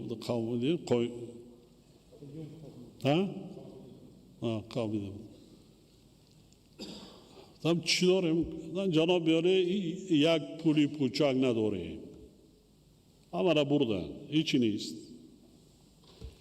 من با اکادمیکا و عالمان $100 استیپندیا معین کردم، فرمان خودم قطعی، که آنها گیرن اقلا برای نانشان روزگذرانی کنن و دور نروند، از تاجیکستان برآمده نروند.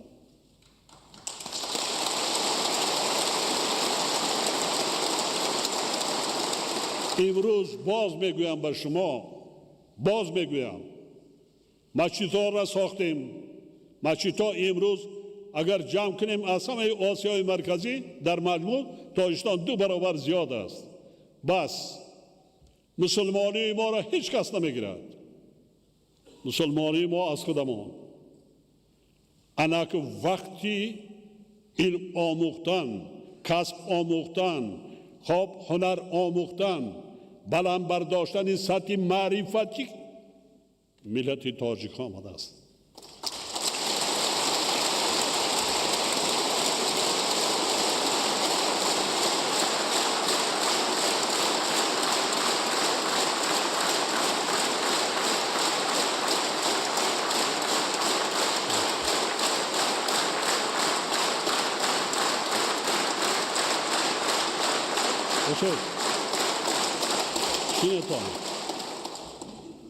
من باز میگویم، روی راست میگویم، با خرافات دولت ترقی نمی کند. پایانتر ایستاده میگذارم. از یگان و تمام مردم ما رو بیاریم بین دولت هایی که در دنیا ترقی کرده و پیشرفته هستند از لحاظ علمی تکنولوژی. کجاها؟ خب در همه ساحه، اما در کجا قرار داریم؟ 90% بازار ما امروز تمام زندگی ما از خارجه است. ما در آسیا و دیگرها آب ریخته ایستادیم. بایگری ما بیرون رفته ایستاده است.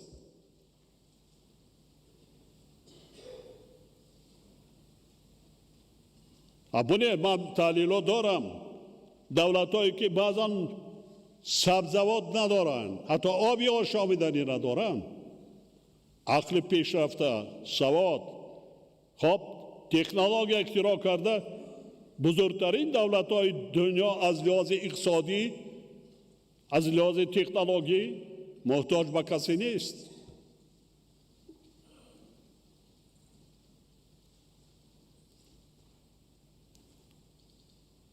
البته خرافات هم کوشش میکنند.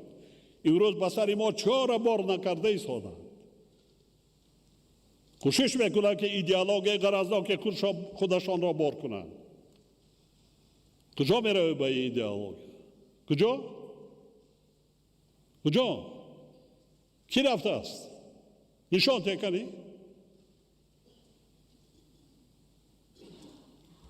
در خود هر یک دهه، در هر یک ناحیه، هر شهر بینتون عائله‌ای که هنرمند هستند، عائله‌ای که دانشمند هستند، عائله‌ای که نفرایی که صاحب کسب و هنر هستند، چگونه زندگی دارند؟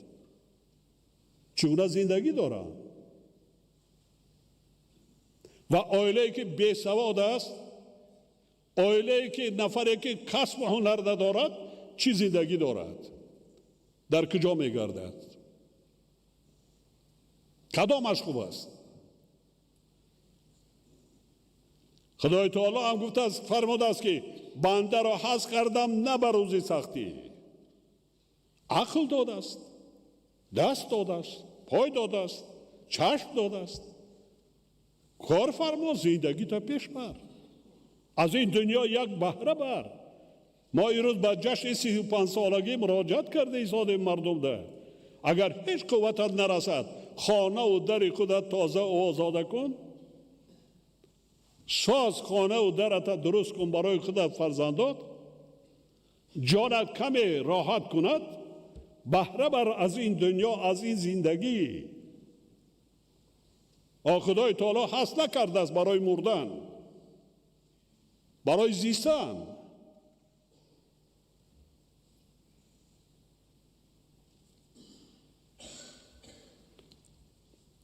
لیکن وقتی قد کوچه دوشنبه میبینم عصبانی میشم. افسوس پایانتر با ایستاده میگذارم.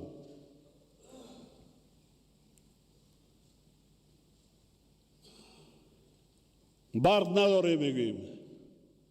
برق کی میکند؟ کی تولید میکند؟ متخصص. بینید کشورهای پیشرفته از شعاع آفتاب برق 3 سال میکنند. خانه دا گرمی میتاد، خنوکی میتاد. بینید علم چی است؟ علم چی است؟ سواد چی است؟ کی میکرد؟ نمیکرد دیگران کنند. من در اون پیامم گفتم کووید 19 را 5-6 دولت پیشرفته اختراع نمیکرد واکسن را برای تبابت. چی میشد در دنیا؟ چی میشد؟ با دعا تبابت کرده میشود؟ کردن کووید. چند نفر تبابت کردن؟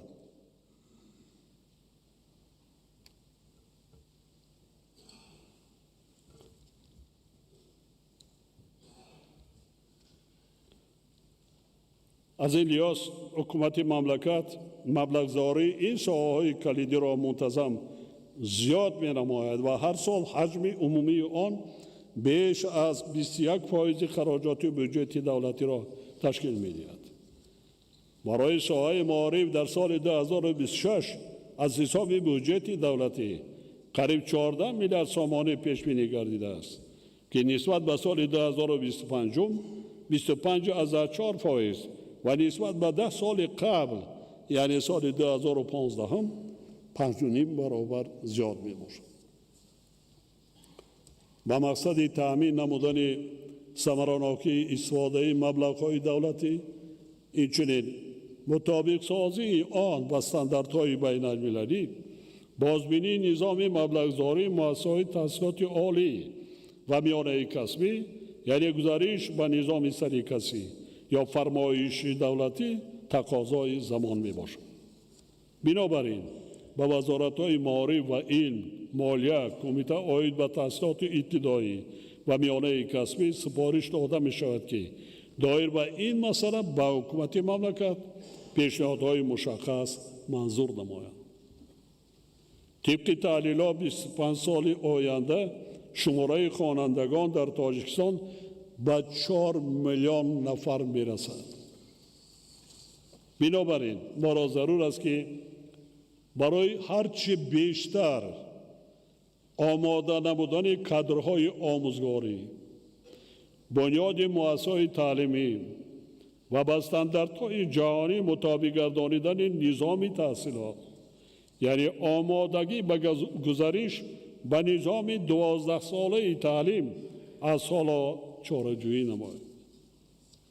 با این مقصد حکومت مملکت وظیفه‌دار کرده می شود که وضع عملی شوی استراتژی ملی رشد معارف برای دوره تا سال 2030 را همه جانبه تحلیل و بررسی نموده آن را طبق هدف‌های نوی در این سمت گذاشته شده تکمیل دهد.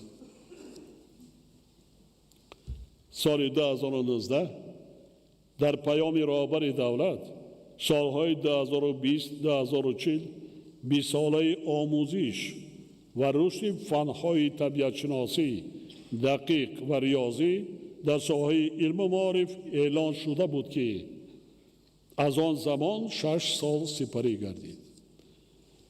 با اگنتی نظارت در ساحه معارف و علم، وزارت‌های معارف و علم، رشد اقتصاد و سودا، صنعت و تکنولوژی نو، اکادمی ملی علم و پالاتای حساب سپارش داده می شود که نتیجه های 6 ساله تطبیق چاره‌بینی‌های تصدیق گردیده را همه جانبه تحلیل کرده جهت برطرف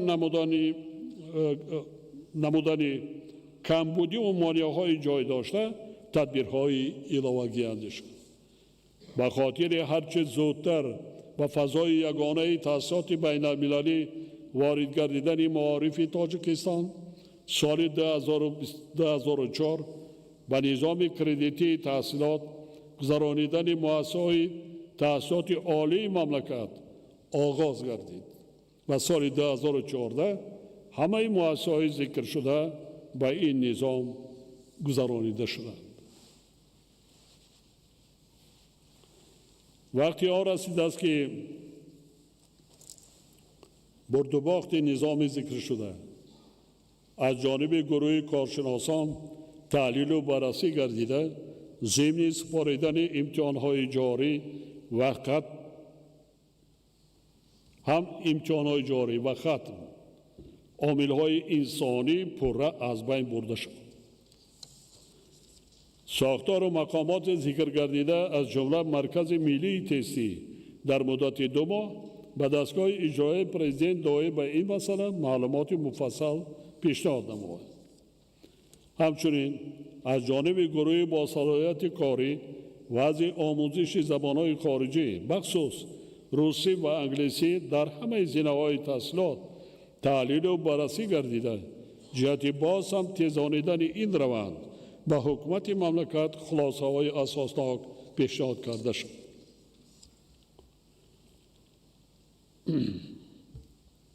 با استفاده از فرصت می‌خواهم به پدر و مادران، آموزگاران و اهل جامعه مراجعت کرده بار دیگر تأکید نمایم که به مسئله نگاه‌آوری و تعلیم و تربیت درست فرزندان با کمال مسئولیت مناسبت نمایند.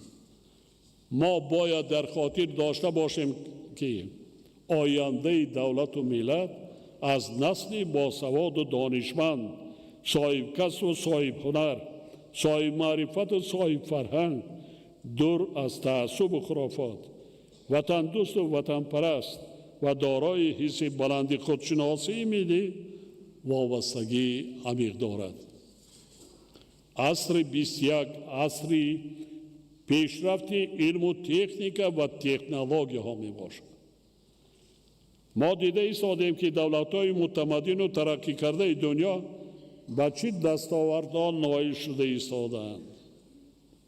ذهنی شونی را بگویید.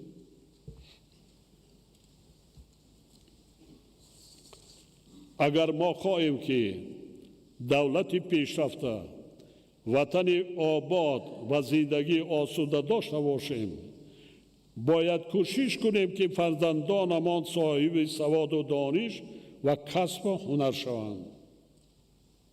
ما باید تلاش نماییم که آنها در زندگی آینده خود، یعنی حیات مستقلانه‌شان، اذیت نکشند.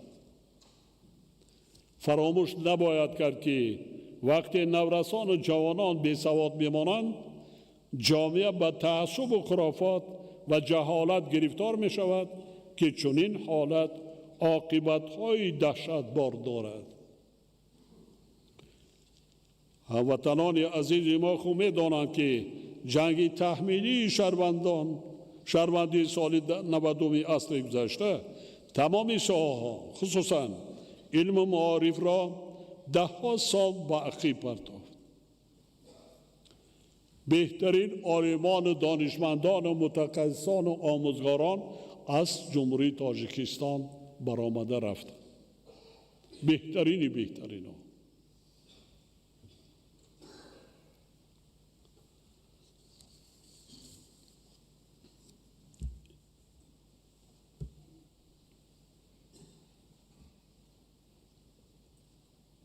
در رابطه با مسئله های علم و معارف میخواهم ابراز نمایم که آموزش پیریک‌ها یکی از سمت‌های مهم علم وطنی و جزئی سیاست دولتی ما میباشد. سال 2025 با پیشنهاد تاجیکستان و با قطعنامه سازمان ملل متحد سال بین المللی حفظ پیریک‌ها و سالهای 2025 و 34 10 ساله علم‌های کریاسفر اعلان گردیدند. از این لحاظ من از همه ساختارهای داخلدار دعوت می‌نمایم که فعالیت علمی و عملی را در این سمت گسترش داده، دستاوردهای خود را در عرصه بین المللی وسیع معرفی نمایند. موضوع حفظ پیریک‌ها، آموزش علم‌های کریاسفر و عملی سازی تشبس‌های بین المللی تاجیکستان در ساحه آب و اقلیم اهمیت استراتژی و جهانی دارد. وقتی که این موضوع را من می‌برداشتم بسیاری ها می‌خندیدند برای سالهایی که من این مسئله آب را برداشته بودم.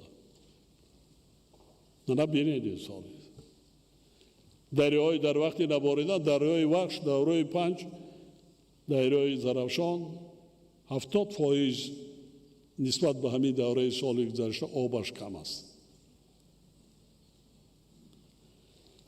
در رابطه با این پیشنهاد می‌گردد که مؤسسه دولتی علمی و تحقیقاتی مرکز آموزش پیریک‌های اکادمی ملی علم‌ها با مؤسسه دولتی علمی و تحقیقاتی اینستیتوت آموزش پیریک‌ها و کریاسفیر اکادمی ملی علم‌ها تبدیل داده شود.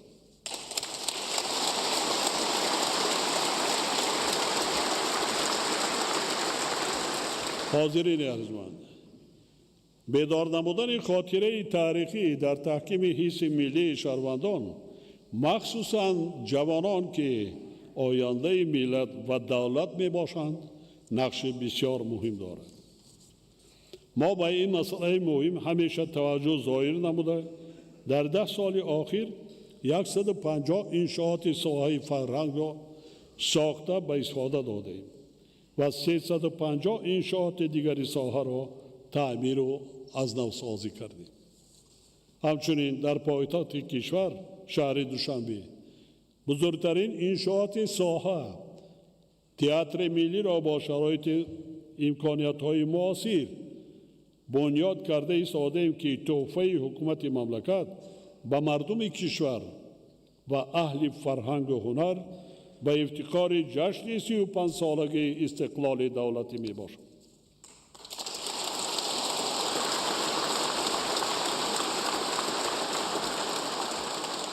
به خاطر بلند برداشتن سطح معرفت ناکی و ذوق بدیعی اهالی مملکت خصوصا جوانان و نورسان از جانب مؤسسه‌های ساحه فرهنگ در 10 سال سپری گردیده 900 نامگوی ادبیات بدیعی و بچگانه نشر و به کتابخانه‌ها دسترس کرده شد. در این دوره با دستور رهبر دولت 3,200,000 نسخه کتاب تاجیکان علامه باباجان غفورов و شاهنامه بیزوال ابوالقاسم فردوسی چاپ و به اهالی مملکت رایگان تحفه کرده شد.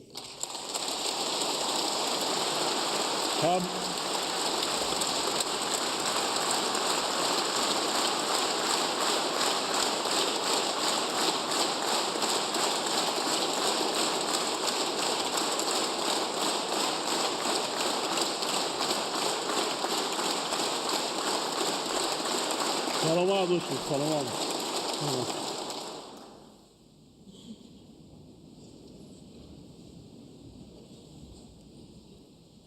قبل از این در مد اول بسیاری ها فراموش کردگی است. نمیدانند که کجا مانده. قبل از این ما قرآن مجید را به زبان دولتی به زبان کلی ترجمه و چاپ کردیم تا اینکه مردممان آن را خوانند، دانند و به تقلید کرکرانه راه ندهند.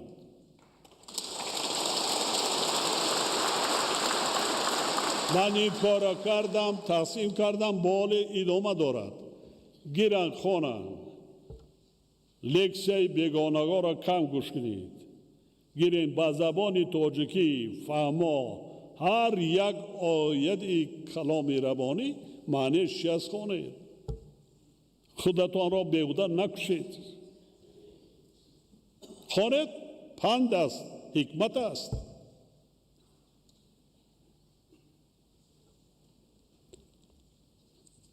میراث تاریخی و فرهنگی شناسنامه ملت کهن بنیاد تاجیک می باشد. ولی با وجود آنکه یادگاری باستانی زیاده از 70% این میراث را تشکیل میدهند، در کشور قانون ساحه باستانشناسی موجود نیست. وابسته به این مسئولین ساحه را ضرور است که لایحه قانون مذکور را در مهلت کوتاه‌ترین تهیه و به حکومت مملکت پیشنهاد نمایند. سال روان با سعی و تلاش‌های کشور ما 11 یادگاری میراث فرهنگی خوتل قدیم در نایه‌های جلال الدین بلخی، دنگره، واسه، فرخار و خاولینگ ولایت قتلان به فهرست میراث جهانی یونسکو وارد کرده شد.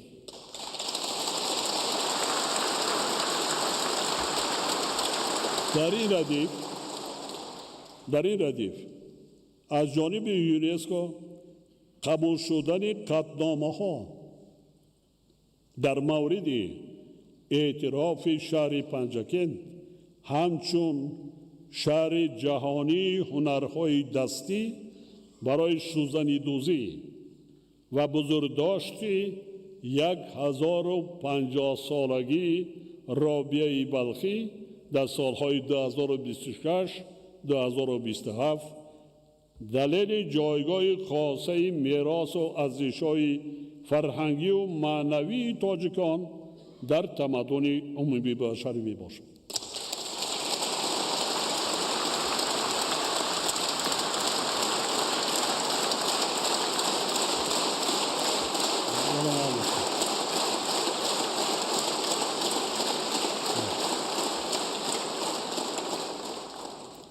همچنین تنظیم همایش‌ها زیر عنوان استوانه کروش اعلامیه ابتدایی حقوق گوناگون رنگی فرهنگی، اولین اعلامیه حقوق بشر در تاریخ انسانیت، باعث افتخار و سربلندی ملت آریایی ما می باشد.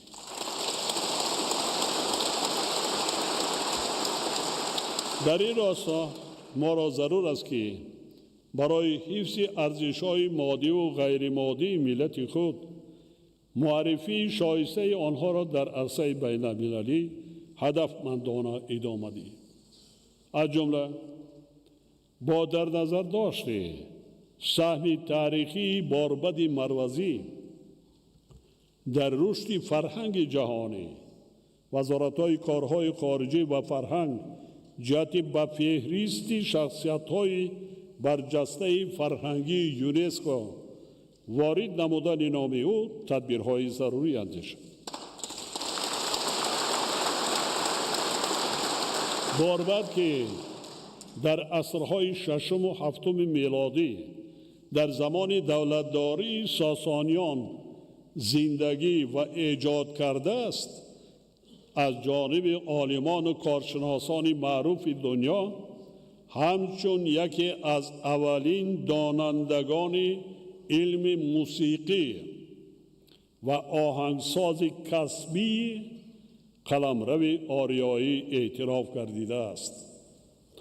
مسلم است که تاجیکان یکی از ملت‌های فرهنگی و تمدن‌سازی دنیا می باشد.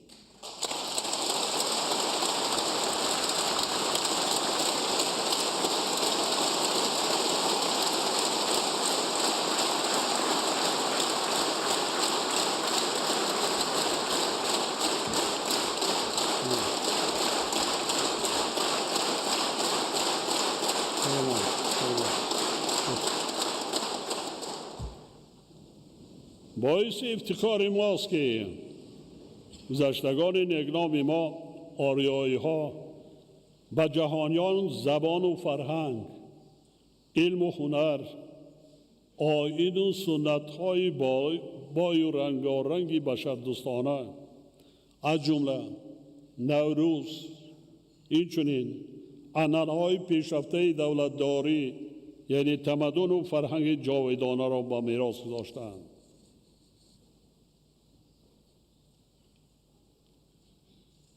من در چندین برآمدها گفتم که نوروز بر یگان دین و مذهب و دیگر کار ندارد. تاریخ نوروز بیش از 6000 سال است دینی میبینی اسلام 1000 سال دینی جوان است. یعنی نوروز یگان چیز دینی ندارد، نه به اسلام، نه به زردوش، نه به یگان دینی دیگر.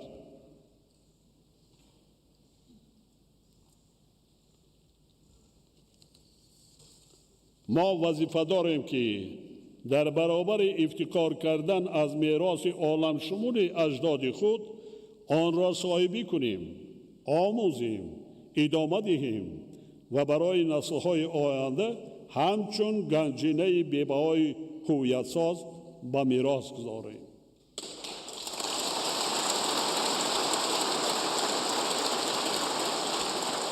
ما باید افتخار داشته باشیم که اجداد خردمند ما پیندار نیک، گفتار نیک و کردار نیک را همچون ارزش بزرگ انسان دوستانه شعار زندگی خود قرار دادند.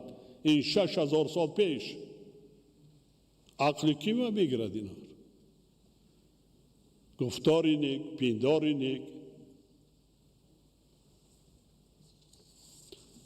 واقعا نوروز که امروز مقام بین المللی گرفته است، مهرگان، ساده و تیرگان که تجسمگری اندیشه های انسان دوستی و بزرگداشت طبیعت می باشند و عنعنه های دولتداری گذشتگان آریایی ما که در تاریخ بشریت نقش ماندگار و تاثیرگذار بازیدند، اساس هویت و اصالت ما تاجیکان می باشد.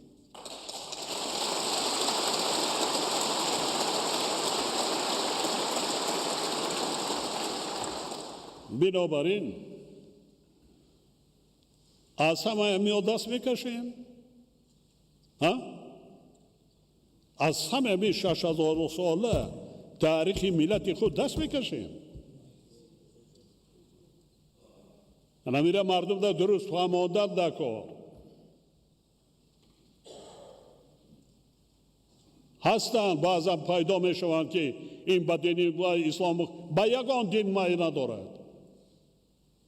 دین اسلام به راه خودش با گفتن که مسلمانی ما را از دست ما غیر خدای تعالی یگان کس حقوقی گرفتن ندارد. نیست، او کیفر در دنیا نیست.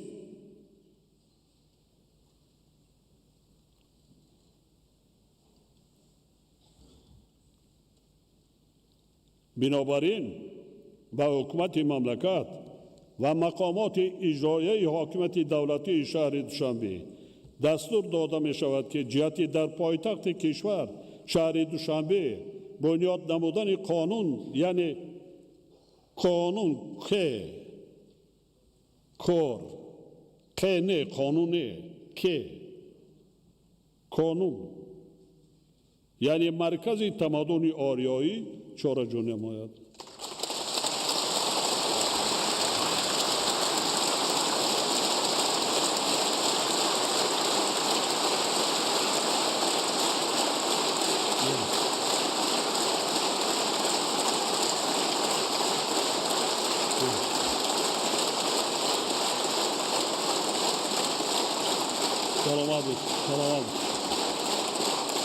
سلام.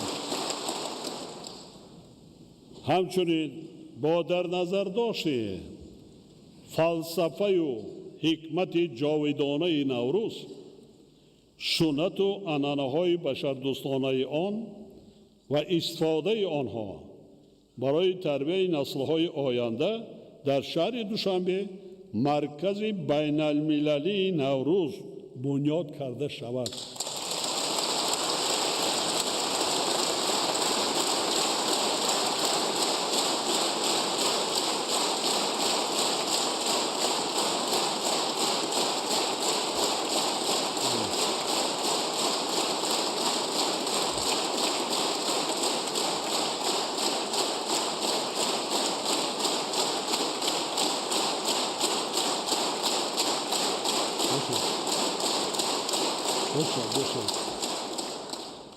برای آنکه نوروز را بین المللی گردانیم، تاریخی کمترک درآذر دارد 5 سال ما در یونسکو این گردی اطراف این کار بردیم.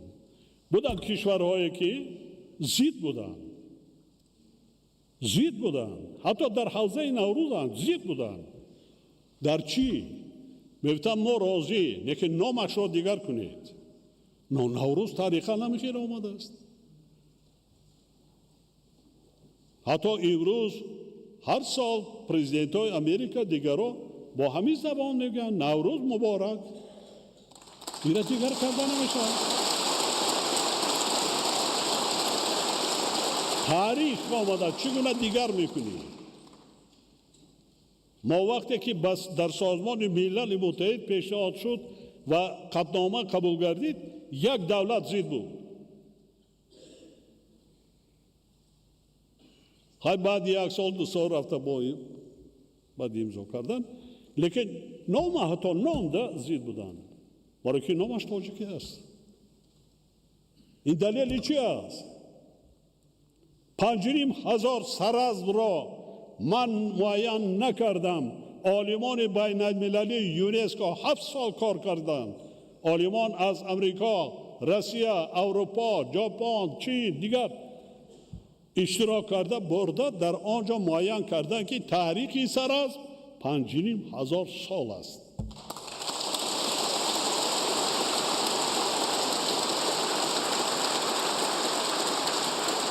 نوروز گفته ایستاده است من تاریخی بیش از 6,000 سال دارم. وقتی که تاجیکان در 5,500 شهر ساخته باشند، شهرداری کرده باشند، این راست می آید. اطمینان دارم که عملی نمودن اقدامات ذکر شده دلیل ردناپذیری تاریخ و فرهنگی بیش از 6,000 ساله ما تاجیکان می‌گردد.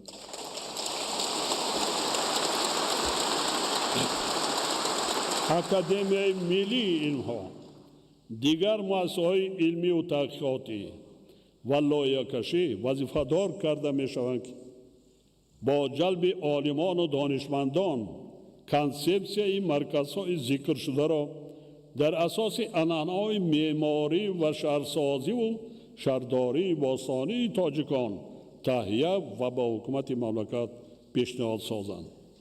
انا در اینجا که بعد قرصک زنی را می‌بینیم. مبلغ در کار ولی قرصک داده یعنی تیاریتون را بینید. چون که برای بنیاد این مرکزها خیلی و نه 1 سال و 2 سال شاید 10 سالها لازم میشه.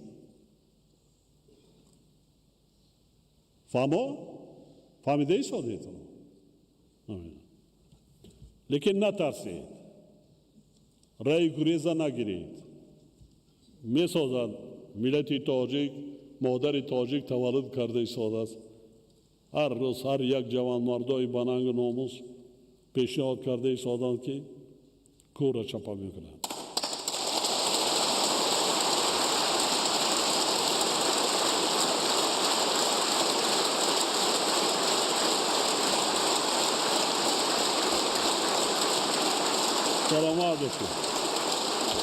سلامت باشید. حاضرین محترم، در 10 سال اخیر در کشور از حساب همه سرچشمه ها 1300 انشاءات ساحه تندرستی با مبلغی بیش از 5.3 میلیارد سامانی ساخته به استفاده داده شد. اگر مبلغ زاره ساحه از حساب بودجه دولتی در سال 2015 1 میلیارد و 37 میلیون سامانی را تشکیل داده باشد، پس آن در سال 2025 به 4 میلیارد و 300 میلیون سامانی رسانیده شد. یعنی بودجه ساحه در این دوره بیش از 4.2 برابر زیاد گردیده. در 10 سال اخیر 26 میلیارد و 300 میلیون سامانی را تشکیل داد. با حکومت مملکت سپارش داده می شود که مسئله مکمل سازی نظام مبلغ‌زاری ساحه تندرستی، استفاده مقصدناک مبلغ‌های بودجتی و غیر بودجتی گزارش و نظام غیر نقدی پرداخت خدمت‌رسانی‌ها و دیگر مسائل ساحه را همه‌جانبه تحلیل و بررسی نماید. همچنین جهت تطبیق اصلاحات نوبتی و برطرف نمودن مشکلات و کمبودی‌های در این سمت جای داشته تدبیرهای ضروری اندیشید. وابسته به این وزارت تندرستی و حفظ اجتماعی اهالی وظیفه‌دار کرده می شود که در همکاری با دیگر وزارت و اداره‌ها لایحه برنامه دولتی رشد صنعت داروسازی را برای سالهای 2026-2030 تهیه و به حکومت مملکت پیشنهاد نماید. فراهم آوردن شرایط زندگی ارزنده و بلند برداشتن سطح زندگی اهالی خصوصاً گروه‌های آسیب پذیر جامعه سمت افضلیت‌ناک سیاست حکومت مملکت می باشد. از این لحاظ به وزارت تندرستی و حفظ اجتماعی اهالی سپارش داده می شود که در همکاری با وزارت مهنت، مهاجرت و شغل اهالی، اگنتی سقوط اجتماعی و نفقه جهت تامین نمودن ثمره‌ناکی حجت‌های بنقشه‌گیری استراتژی و برنامه‌های دولتی در سمت حفظ اجتماعی اهالی تدبیرهای مشخص را راه‌اندازی نماید. علاوه بر این از جانب رهبران تمام ساختارهای دولتی و مقامات اجرایی محلی حاکمیت دولتی به حل و فصل مسائل و تنظیم در آوردن مناسبت‌های مهنتی، تأمینات نفقه و کمک‌پولی‌های اجتماعی، فرا گرفتن به شغل پرمحصول و دیگر کفالت‌های دولتی اجتماعی گروه‌های آسیب پذیر جامعه باید اعتباری اولین درجه داده شد.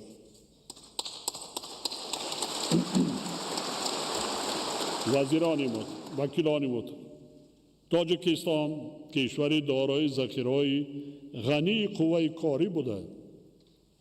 افزایش آن در دوام 10 سال اخیر 2% سالانه یعنی زیاده از 880,000 نفر را تشکیل داده است. هر سال در ساحه گوناگون اقتصاد کشور زیاده از 200,000 جای کاری نو تأسیس داده شده. بیش از 150,000 نفر ختم کردگان مؤسسه‌های تحصیلات کسبی به بازار مهنت وارد می‌گردند. از این لحاظ از جانب وزارت مهنت، مهاجرت و شغل اهالی و دیگر ساختارهای مربوطه جهت عملی گردانیدن سیاست دولت در سمت مساعدت به شغل اهالی باید چاره‌های سودمند اندیشیده شود. با شغل رسمی جلب کردن اهالی قابل مهنت، تامین نمودن کفالت‌های مهنتی کارمندان و حسابگیری دقیق قوه کاری، تقویت بودجه سقوط اجتماعی و در این زمینه بلند برداشتن حفظ اجتماعی شهروندان مسائل مهمترین در این سمت میباشد. مقامات اجرایی محلی حاکمیت دولتی و وزارت اداره‌ها وظیفه دارند که تطبیق ثمره بخش نشاندهنده‌های پیشبینی نموده برنامه‌های دولتی را جهت در 5 سال آینده تأسیس دادن 1,400,000 جای کاری و در این روند بلند برداشتن نقش صاحب کاری خود، کاسبی و هنرهای مردمی را تامین سازند. در این روند به مسئله باکار تامین نمودن ختم کنندگان مرکزهای تعلیمی، مؤسسه‌های تحصیلات ابتدایی و میانه‌ای مخصوص در نوبت اول زنان، معیوبان و دیگر کاتگوری‌های اهالی به دستگیری اجتماعی احتیاجمند باید اعتباری خاص داده شود.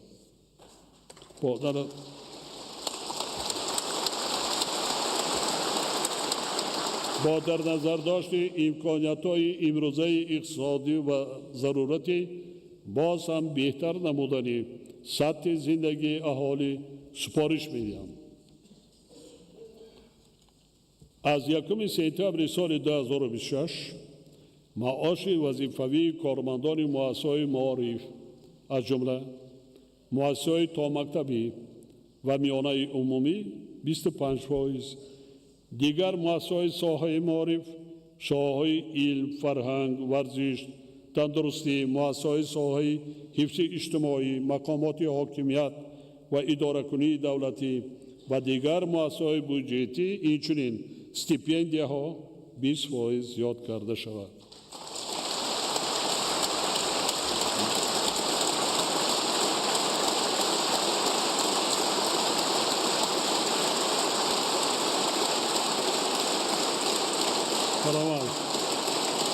سلامت مزد مهنت عمل کننده کارمندان مقامات حفظی حقوق، خدمتچیان حربی و دیگر کارمندان این مقامات 20% زیاد کرده شود.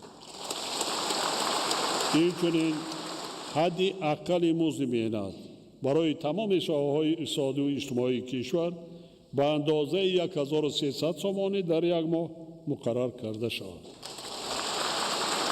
در برابر این با مقصد بهتر نمودن وضع اجتماعی طبقه‌های آسیب‌پذیر اهالی از 1 سپتامبر سال 2026 نفقه‌های شغل‌طوعی، مهنتی و اجتماعی اینچنین علاوه پولی به آنها طبق مقررات ماده 51 قانون جمهوری تاجیکستان درباره نفقه‌های شغل‌طوعی و دولتی و اندازه نفقه زمینوی در سطح تورم سال 2025 ولی نه کم از 15% از اندازه مقرر شده اشان ایندکساسیون کرده شوند.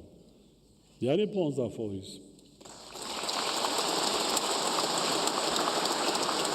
بلند برداشتن سطح و صفت زندگی مردم کشور هدف عالی دولت و حکومت مملکت به حساب می رود و در این جهت منبع نیست تمام تدبیرهای ضروری اندیشیده می شود. حاضرین گرامی، ما سیاست دولتی کار با جوانان را همچون سمت کلیدی در محور سیاست اجتماعی دولت ارزیابی نموده برای ثمرناک عملی گردیدن آن از تمام امکانیت‌ها استفاده کرده ایم. زیرا جوانان ما نیروی اساسی پیشبرنده جامعه می باشند و ما با حس بلند ملی، خودشناسی و خودآگاهی و وطن دوستی و وطن پرستی آنها افتخار میکنیم. امروز جوانان ما با کار و فعالیت سازنده خود در حیات سیاسی و اقتصادی و اجتماعی و فرهنگی کشور صاحب استقلال ما سهمی بزرگ دارند. حالا در کشورمان ساحه‌ای نیست که در جوانان در آن نقش فعال نداشته باشند. نیست یگان ساحه. باور دارم که جوانان با ننگ ناموس دوران استقلال در پیشرفت اقتصاد ملی، ترقیات دولت و آبادی وطن خود منبع نیز سهمی ارزشمند می‌گذارند. حتی جوانان ما هر سال مشکلات زیاد بود دعوت به صف قوای مسلح اختیاراً قریب زیاده از 65% دعوت شدگان اختیاراً به خدمت به صف قوای مسلح هر سال هر دعوت 2 مرتبه خودشان می‌برند. این جوانانی زمان صاحب استقلالی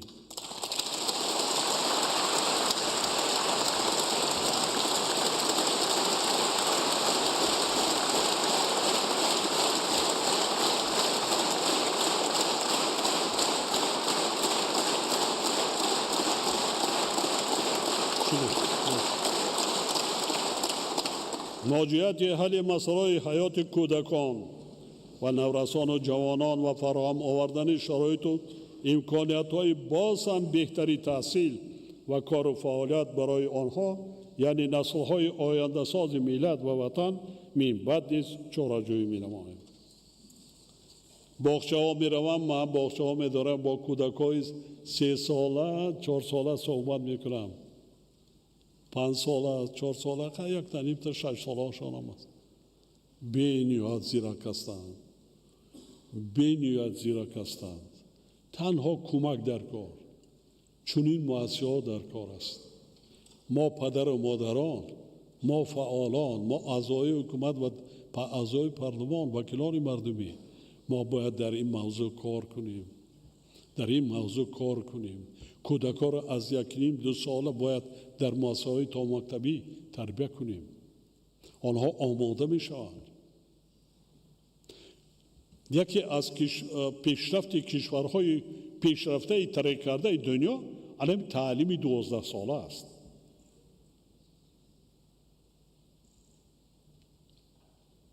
شما یک روین مؤسسه تا مکتبی کودکان قطعی چنین به مربی به معلم شینین صحبت کنین.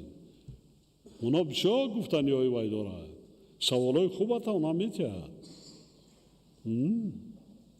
یک خیرش بعد سرت میگریزی. غیر آید.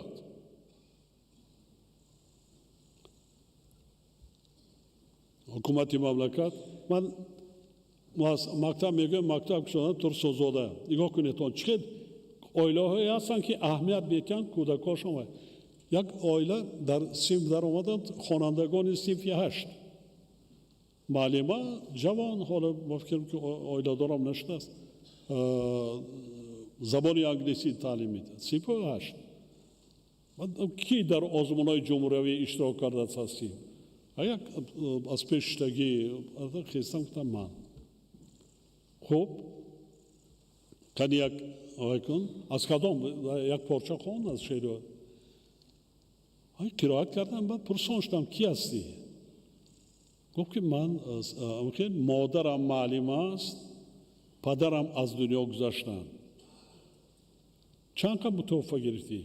معلمه را پرسیدم 4000 معاش میگیره. وقتی غالب آزمین جای یکم اولش کشیده است 70,000 سومان 2 ساله معاش معلمه را در یک آزمون اشتراک کردگی گرفته است. احسن احسن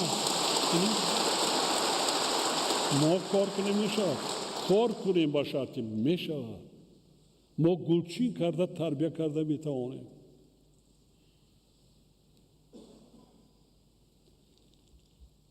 حکومت مملکت در سیاست اجتماعی خود مسائل مربوط به زنان را در محور فعالیت روزمره قرار داده.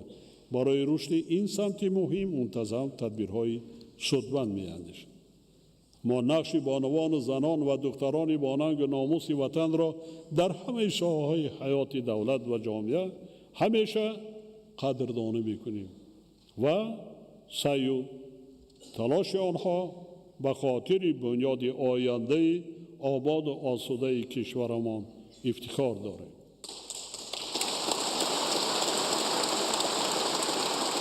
مسئله بلند برداشتن مقام زنان و بانوان و تربیت کردن و وظیفه‌های رهبری کننده تعیین نمودن بانوان و دختران لیاقتمند در مرکز دقت حکومت مملکت قرار دارد و ما این سیاست را در آینده نیز ادامه میدیم. باور دارم که زنان و بانوان مملکت برای تربیت فرزندان در رویه آموختن علم و دانش و کسب هنر رعایت قانون‌های ملی درباره تنظیم عنعنه و جشن و مراسم و مسئولیت پدر و مادر در تعلیم و تربیت فرزند رسم و آیین‌ها و سنت و عنعنه‌های مردمی باستانی تاجیک از جمله صرفه سجده‌کاری و پوشیدن لباس‌های ملی سعی و کوشش بیشتر به خرج می‌دهند. مادران عزیز مهربان، بانوان عزیز، در پوشیدن لباس عصبانی نکنید، شکرانه همین دولت کنید، شکرانه همین زمین بیشتاسا کنید، با عفت باشید، پدر و مادراتان خسر و کشتاماناتان عزت و احترام کنید، فرزنداتان تربیت خوب نمایید. همین می شود حج، همین می شود کار ثواب.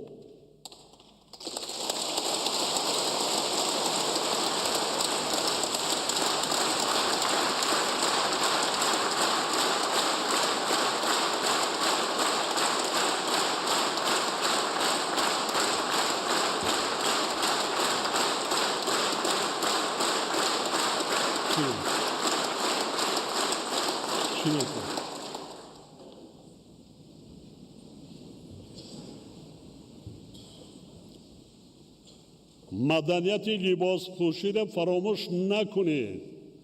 ما تاجیکان ما میدیدیم پدر و مادرامون چگونه لباس پوشیده به خانه همسایه به چهاربینی آن کس میرفت. همسایه ما میدیدیم که چگونه برای خبرگیری خویشاوندان به شهر و ناحیه‌های دیگر به مهمانی میرفتند. چگونه سر لباس سر و بدن را تازه آزاده کرده لباس‌های تازه میپوشیدند، لباس‌های نو میپوشیدند. حالی اکثریت از گرد و گوشه مملکت به پایتخت مملکت میاد میباشد در پاش لنسی در سطر کدگی پا تا زانو را میباشد یلقاس کرده ناخنا رنگ کدگی را چی بفهمیم؟ این شریعتی است یا که دنیوی است چی است؟ های یک طرف شقپه میخوای شی خونده تربیه کو فرزنداته یکی شهر آمدی شهر پایتخت مملکت سیمای ملت است. هم خارجی است هم دیگر است میبیردن هم یک لباسی و خلاصه میبرار که این ملت تاجیک شمیب است. نخواد همی خیلی پایتخت با لباسی میبخشه داخل کوچکی مرد زن فرقش نیست. پایتخت است. جای مقدسی خود را دارد، پرچم دارد، نشان دارد، موزه دارد، دیگر جاهای تقریبی که دارد که زیارت کردن ممکن که یا که از آن دیدن کردن در کار.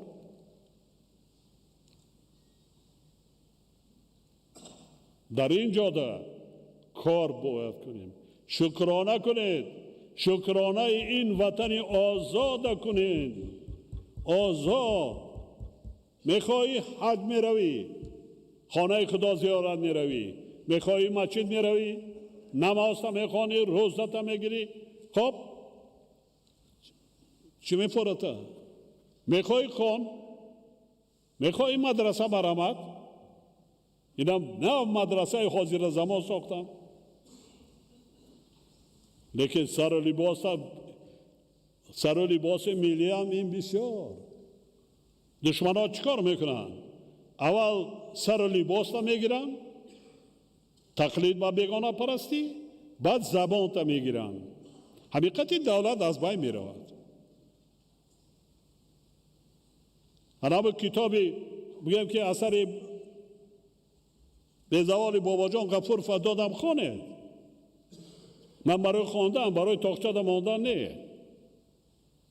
شاهنامه را دادم خانه، قرآن مجید را دادم به زبان کلیدی به زبان دولتی چاپ شده، خوانید، معنیش فهمید، زیاده روی نکنید.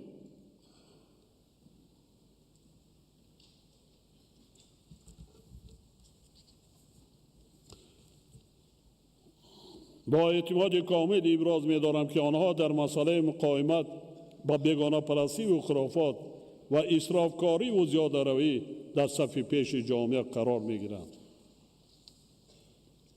محترم اعضای مجلس ملی و وکیلان مجلس نمایندگان، نقش قانونگذاری در عملی گردیدن هدفهای استراتژی کشور و تامین نمودن رشد استوار و باصورتی آن اهمیت جامعه و دولت تحکیم ثبات و آرامی و وحدت ملی بسا مهم به شمار می‌رود.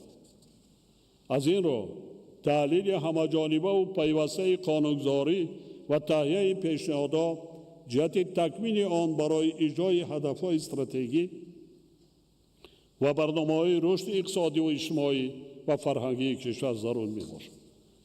تامین بودن امنیت جامعه، ثبات سیاسی، صلح و وحدت و ولایت قانون، کفالت رشد استوار اقتصادی و اجتماعی و بلند گردیدن سطح و صفت زندگی مردم کشور می باشد.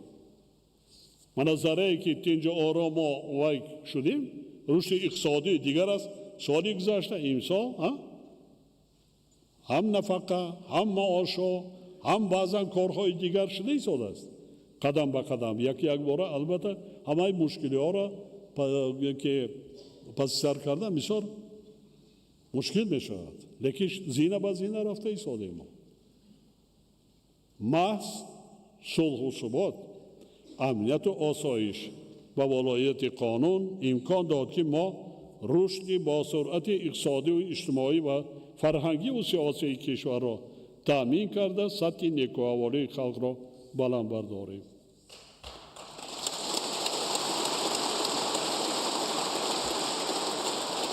کدام دولتی نباشد خودمان از سر گذراندیم، اگر صلح و ثبات کشور نباشد، وحدت ملی در ملک هویدا نباشد، یگان نقشه نیکی ما عملی نمیگردد. این را باید خرد و بزرگ کشور در خاطر داشته باشد. بنابراین ساختارهای نظامی و مقامات حفظ حقوق باید وظیفه خود را در سمت حمایه ثبات و آرامی جامعه، امنیت و آسایش دولت و مردم تاجیکستان با صداقت به دولت و خلق کشور تأمین نمایند. مبارزه بر ضد تروریسم و اکستریمیسم، رادیکالیسم، گردش غیر قانونی مواد مخدر، قاچاق سلاح، جنایت‌های کیبری و دیگر جنایتکاری‌های متشکل فراملی وظیفه جانی آنها در شرایط ناآرام و بحرانی جهانی معاصر می باشد. حکومت مملکت وظیفه‌دار است که جهت باز هم بهتر گردانیدن شرایط کار و زندگی خدمتچان حربی قوای مسلح و کارمندان مقامات حفظ حقوق تدبیرهای ایراوگی اندیشد. ما سال به سال بهتر کرده ایستادیم، لیکن اکنون قوای مسلح جدی هم کمک شرایط درجه عالی، هم خدمت، هم زندگی را باید ما مهیا نماییم، هم متخصصان سطح بلندی کسبی نظامی آماده کنیم.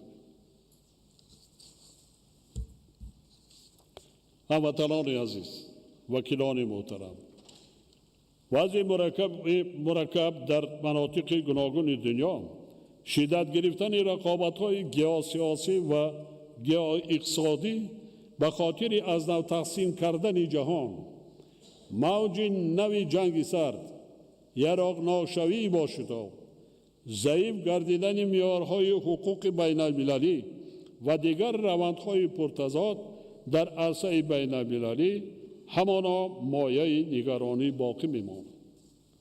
در چنین شرایط ما را ضرور است که در برابر اشتراک فعال در روندهای گلوبالی در همبستگی با جامعه جهانی و سعی و تلاش‌هایمان برای رسیدن به هدف‌های سازنده، پایداری صلح و ثبات و تأمین امنیت فراگیر تقویت بخشد. ضمن تطبیق کنسپسیون سیاست خارجی جمهوری تاجیکستان، ما فعالیت بین المللی خود را به خاطر توسعه روابط سیاسی و همکاری‌های گوناگون جنبه با کشورهای مختلف جهان بر پایه اصولهای اعتماد، احترام منفعت‌های همدیگر و سیاستی درهای گشاده من بعد نیز ادامه خواهیم داد. همزمان با این برای رشد و تحکیم مناسبت‌های همه‌جانبه در ساحه‌های تجارت، اقتصاد و فرهنگی و بشری تدبیرهای عملی اندیشیده می‌شوند. در مجموع تاجیکستان با توسعه همکاری‌های دو جانبه و بسیار جانبه با کشورها و نهادهای شریک توجه دائمی ظاهر نموده جهت ادامه اشتراک فعال در زمینه‌های گوناگون در آینده نیز سعی و تلاش خواهد کرد. هموطنان عزیز، محترم اعضای مجلس ملی و وکیلان مجلس نمایندگان، در پیامی که امروز پیشنهاد کردید دستاوردهای کشور عزیزمان در سالهای آخر مورد تحلیل قرار داده شد. همه این دستاوردها پیش از همه نتیجه زحمت اهلانه مردم شریف تاجیکستان می باشد. سال 2026 برای ما سال تاریخی، سال جشن 35 سالگی استقلال دولتی است. یعنی تاجیکستان کهن بنیاد، اما تازه استقلال ما 35 ساله می شود. طی 5 سال آخر تمام قشرهای جامعه جهتی سزاوار استقبال نمودن این صحنه تاریخی سرجمانه زحمت کشیده کارهای بزرگ را انجام داده ایستادند. از 29,000 انشاءات و بناهای به افتخار جشن 35 سالگی به نقشه گرفته شده تا امروز 26,000 آنها به استفاده داده شدند که بیش از 70%شان از حساب صاحبکاران و شهروندان می باشند. باور دارم که تا جشن 35 سالگی شماره آنها از 30,000 هم زیاد می شود.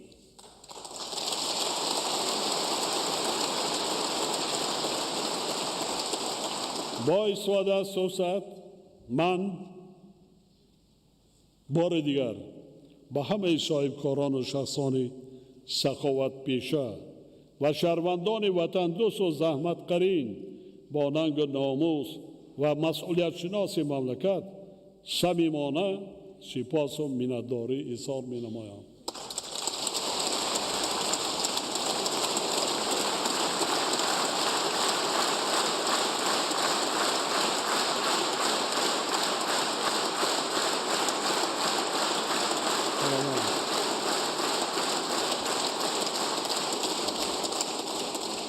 تا روزهای جشن 35 سالگی استقلال دولتی وقتی خیلی کم مانده است.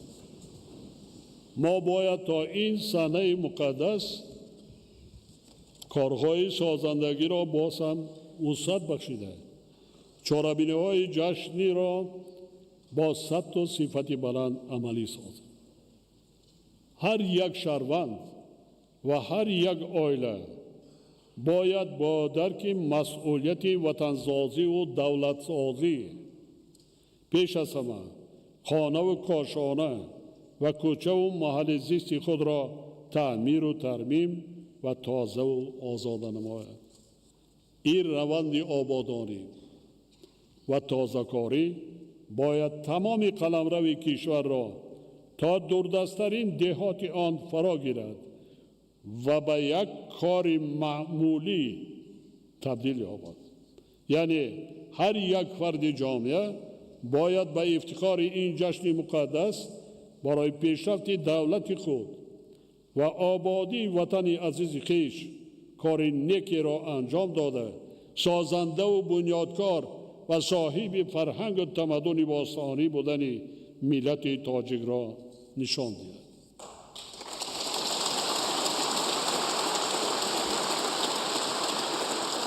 راه طی کرده ما در ظرف قریب 35 سال گذشته بر علا نشان داد که مردم شریف تاجیکستان به انجام کارهای بزرگ قادرند.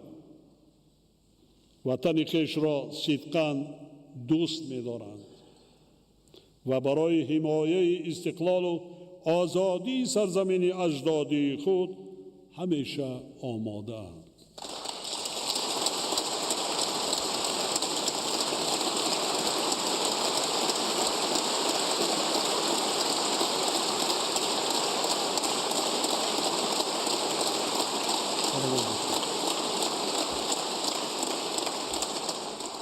در شرایط بحرانی و ناآرامی که جهان امروزه قرار دارد، حفظ استقلال و آزادی، زحمت به خاطر پیشرفت دولت و آبادی وطن وظیفه اولین درجه و هر روزه هر یک شهروندی با ننگ و ناموس مملکت محسوب می‌یابد. پس بیایید همه یکجا و هدفمندانه با روحیه بلند ملی شکرگزاری و افتخار از صاحب وطنی و صاحب دولتی و فرهنگ و تمدن بیش از 6,000 ساله تاجیکان برای باز هم آباد و پیشرفته گردانیدن وطن محبوبمان تاجیکستان و بلند برداشتن آبروی آن در عرصه بین المللی کوشش و تلاش نماییم.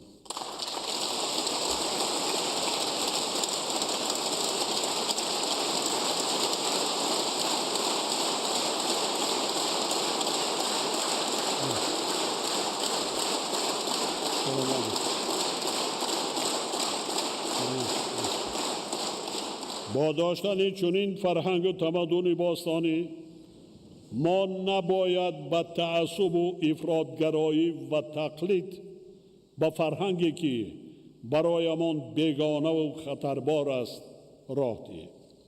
هیچ وقت هیچگاه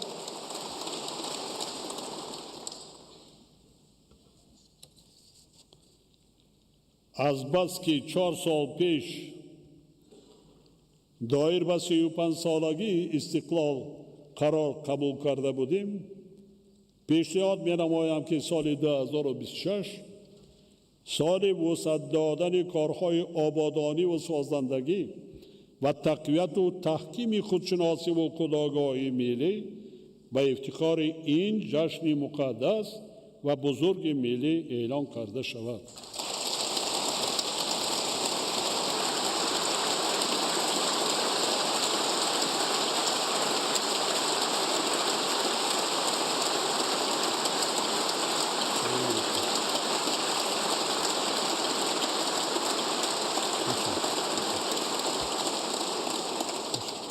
من به آینده نیک و درخشان وطنی صاحب استقلالمان و اراده قوی مردم زحمت پیشه و سربلند آن اعتماد کامل دارم.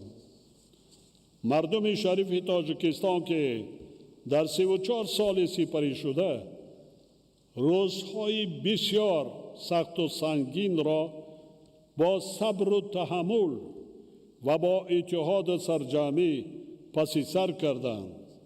قدرت و امکانات‌های عظیمی سازندگی دارند و محض همین نیروی عظیمی سازنده و آبادگر فردای درخشان وطن عزیزمان را تأمین می‌سازد.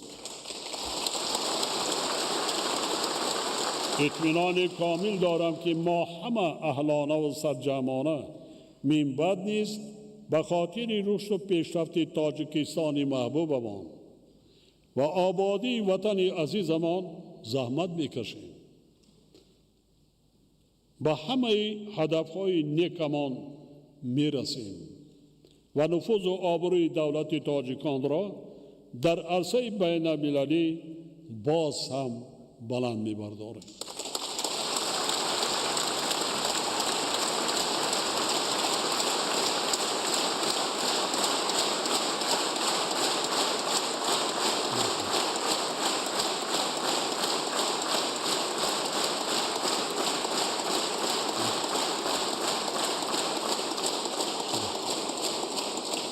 این قرض ملی و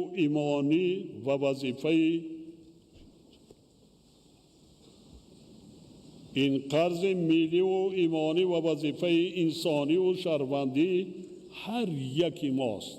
هر یک تاجیکی که یک قطره خون تاجیکی در بدنش هست.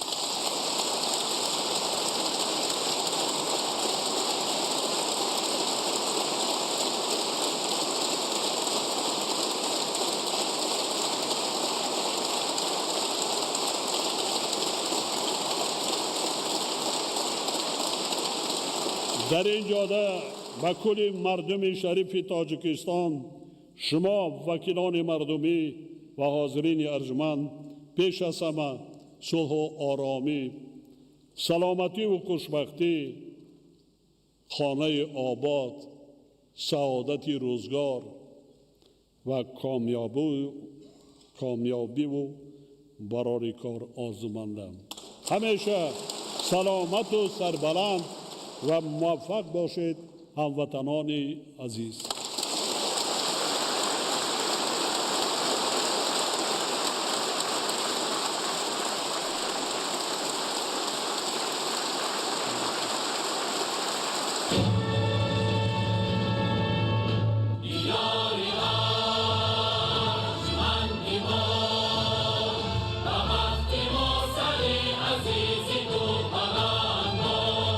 سعادتی تو دولتی تو بی‌نظام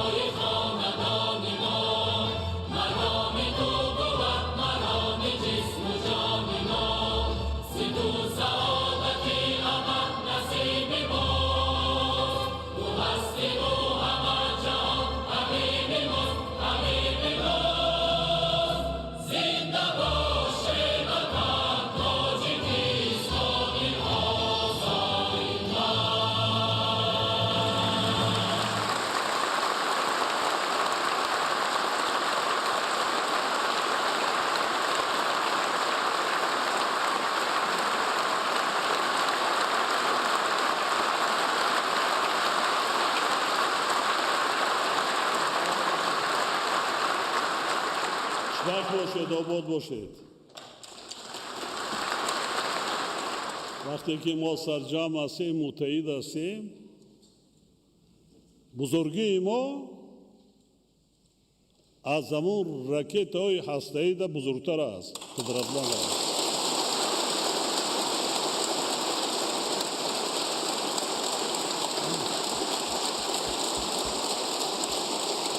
سلامت باشید، سلامت باشید. در دنیا یگان کار نوشتگی نیست.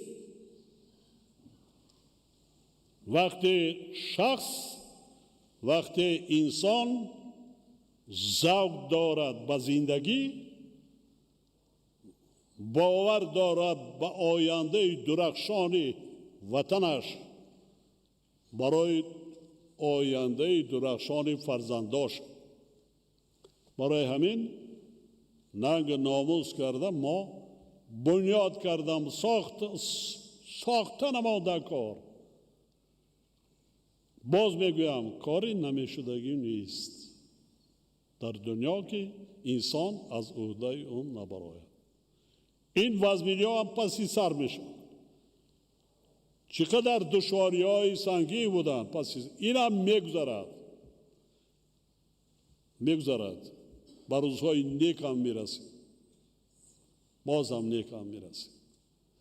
ما شما وظیفه جانی ما شما کلانسالان به نسل جوان یک ملک آباد میراث مانیم. به نسل جوان بخیلی نکنیم، آنها را تربیت کنیم، گلچین کرده تربیت کنیم. در کدام سطح نباشیم، در سطح محل هستیم، در نایه هستیم، در جماعت هستیم، دیه هستیم، دیگر هستند. به نهایت فرزندای تاجیک به نهایت قابلیت ذهنی و قابلیت جسمانی خود دارند. امروزا بینید هر روز در یک گوشه کنار دنیا پرچم تاجیکستان بالاش از نیازی از حساب جوانان در چهاربینی‌های ورزشی بین المللی. یک بینید در یک روز 12 دکبر 2 تا قطعنامه بین المللی پیشنهاد کرده تاجیکستان قبول کرده.